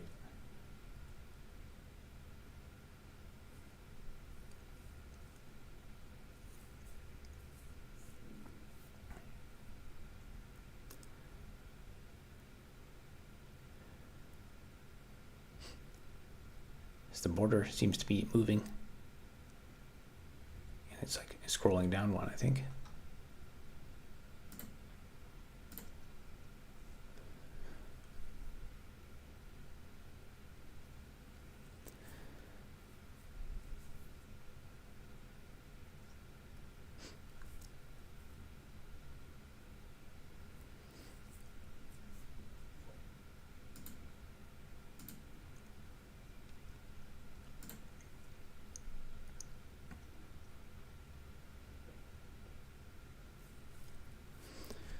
Let me see.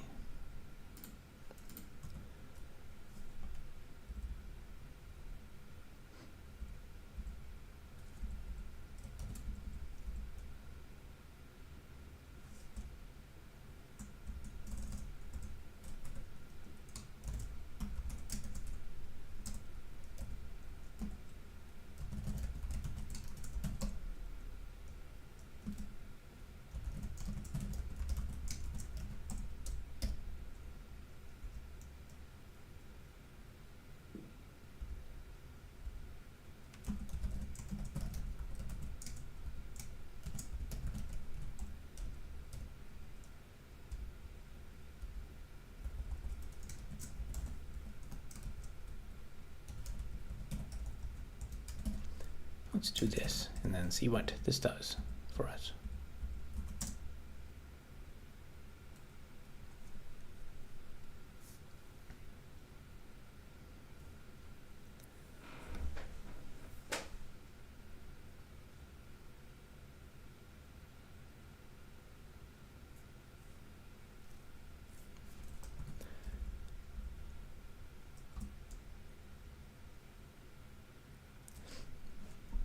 That's pretty good.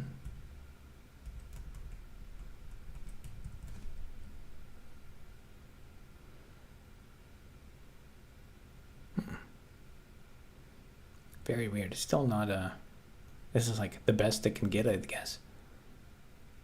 It's still not putting the characters right.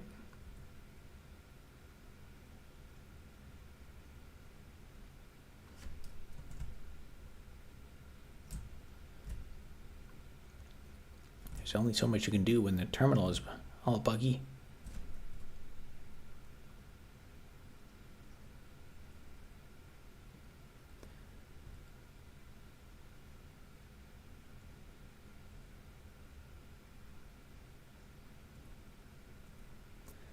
Very strange.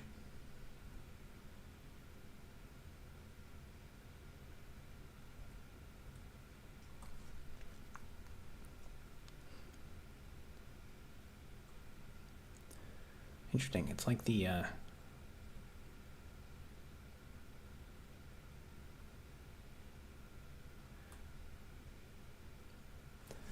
all the like horizontal characters that don't show up.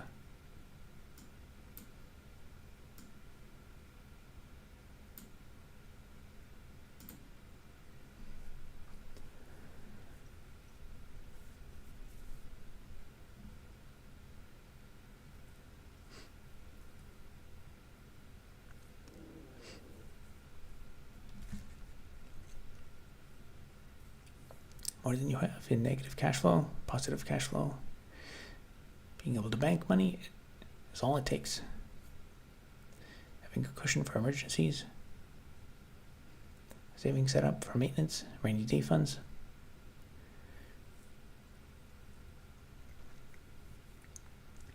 Yeah, money's important.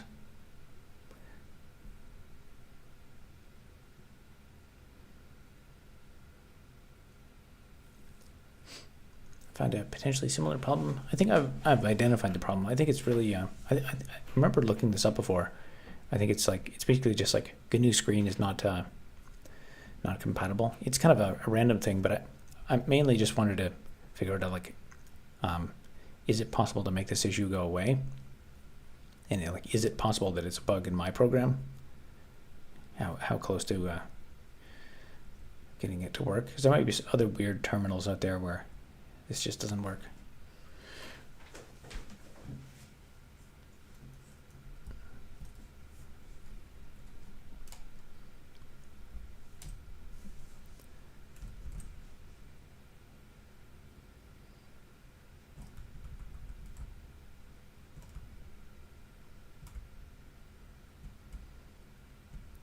It's interesting, the numbers at the top are also broken. Huh. Yeah. It's like minus 89, minus 88. It's got a space there randomly. Why is it doing that?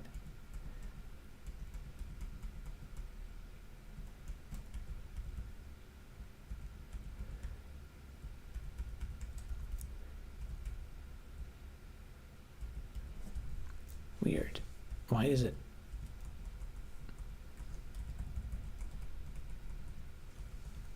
I'm not even sure what the pattern is.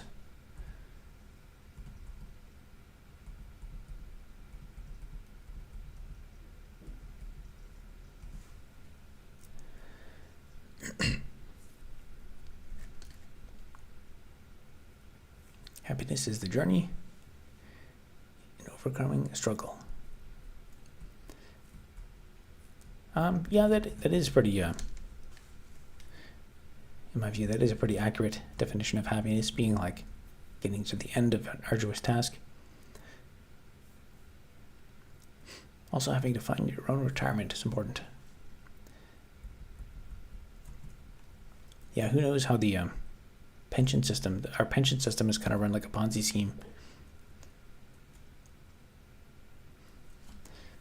So if you already said this, what's your stance on changing your terminal settings for ambiguous characters to narrow? That will fix it. But that's not I'm trying to get it to work in the wide setting. So it already works in the narrow, but I just want to see if there's a way to get it to work here and just to kind of characterize the problem. Because technically, like, I can't, in my game, I can't change the user's setting.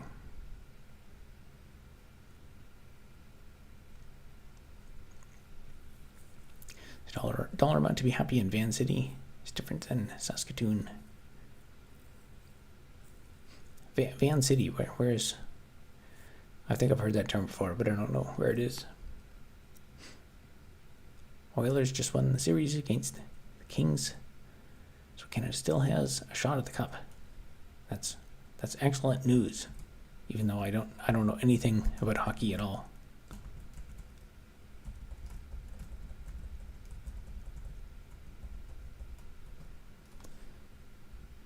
Let's run this without that and see what happens. All right, still broke. Huh, interesting.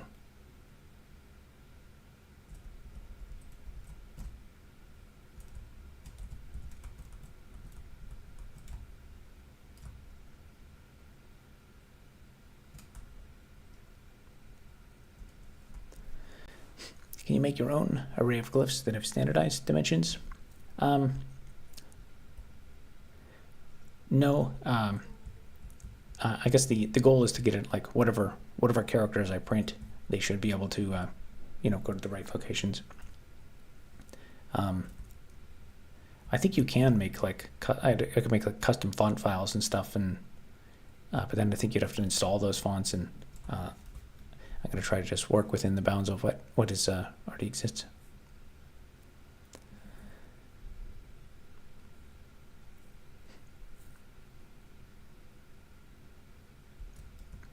Miner has become a snake.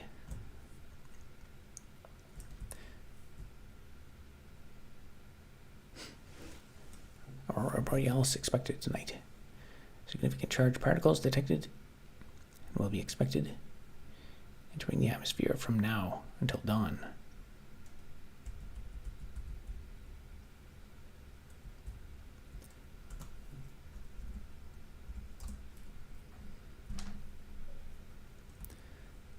So I think that's probably the best I can do. I guess those extra wide characters, there's just like no way to get them to show up reliably. I guess it must be when you have like two of them beside each other, it like deletes one. Because I think it's actually deleting, a character here.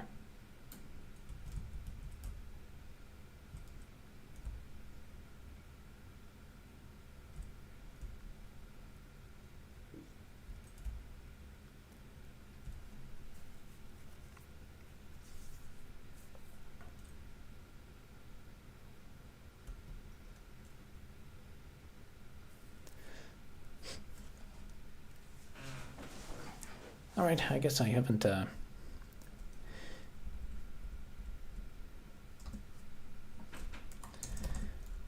this is not a really profound discovery, but like I said, it's kind of useful. That might be said to the flag about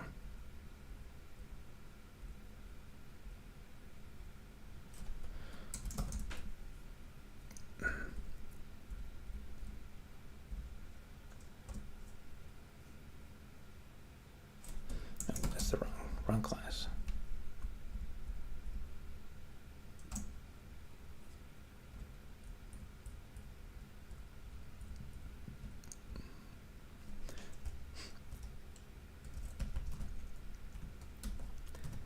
So yeah, this thing is necessary sometimes when you're using very buggy terminals. I guess I could, let me see what happens if I just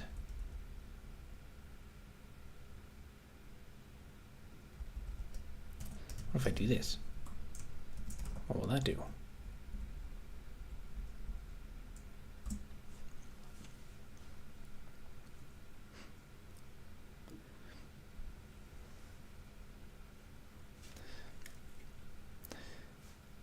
I mean, north of you, would expect you to see it. Yeah, the Aurora Borealis, I don't think is visible here very often.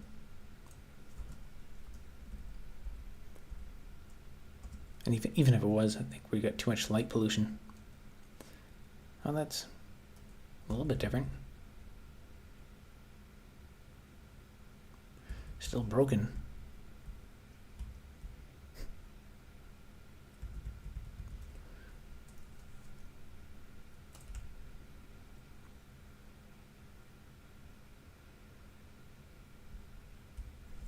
That's all the way over there.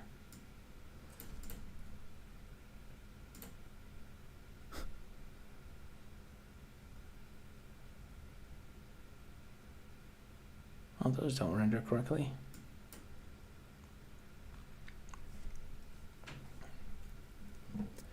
You can use WC width to measure character width.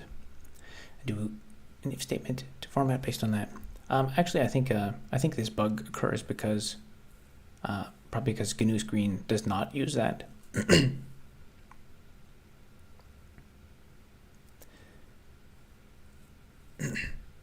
And the way I wrote it, the way I made it is the way it measures the way it actually measures the width is instead of using that function, I actually print it to the terminal, and then I empirically measure via cursor position updates. So I print the character, and then I measure what the difference was in where the cursor was empirically, and that's what it's based on. And it's only in wide character mode on GNU Screen. It works in Tmux and wide and narrow, and works in GNOME Terminal and wide and narrow.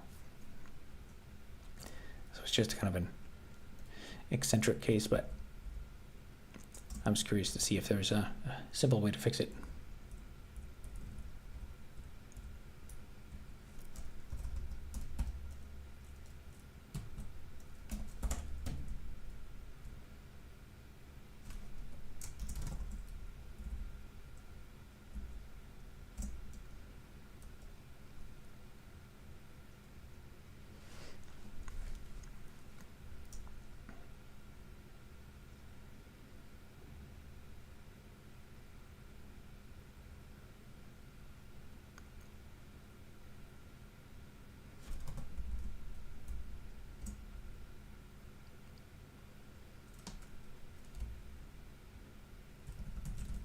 Yep, still broken.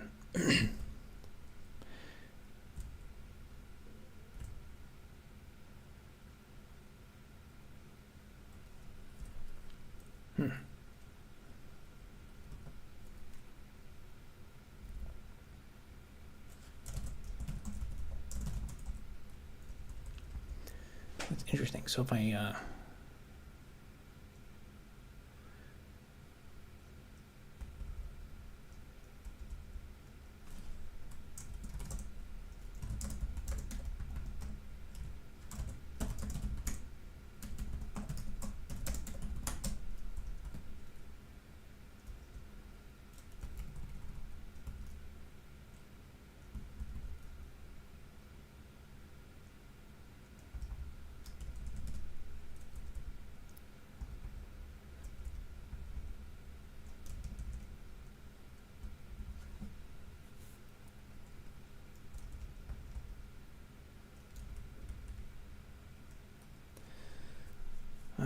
I forget how to do.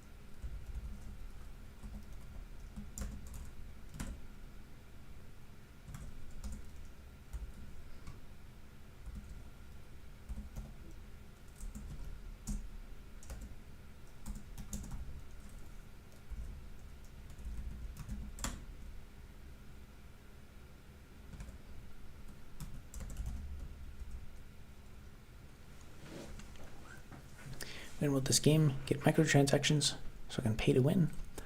Soon. Soon. All in good time.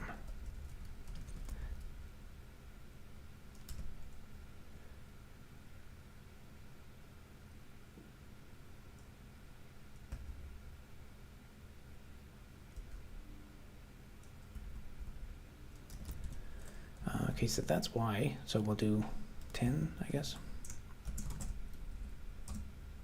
Oh, jeez, I just overwrote that. Okay.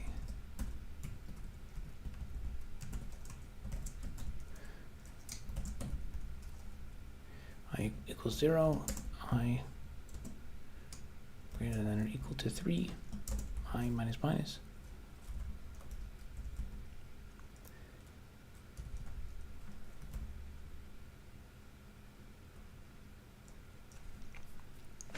So that should print a bunch of them coming back toward the other direction.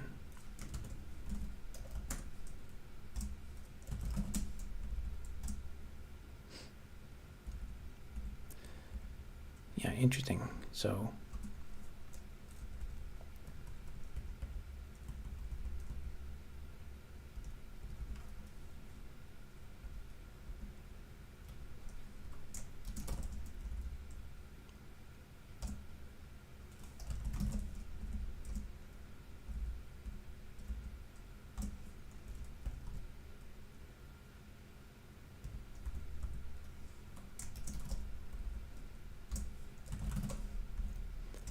okay, that's with skipping 2, going back 2 every time, and then if I do 1,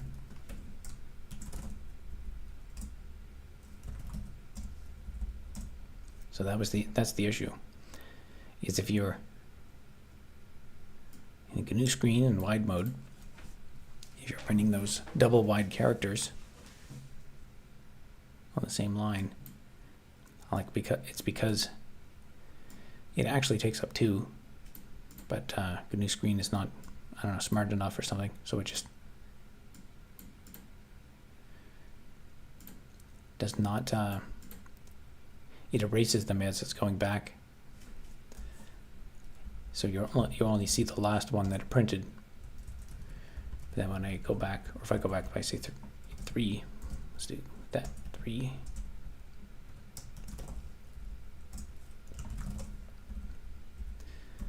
Yeah, now you see all of them.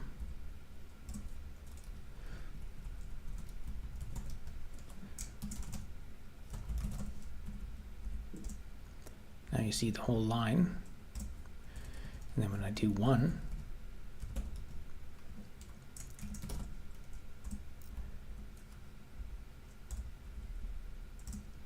you only see the last one that gets printed, because every single one up till there gets removed because it's dumb.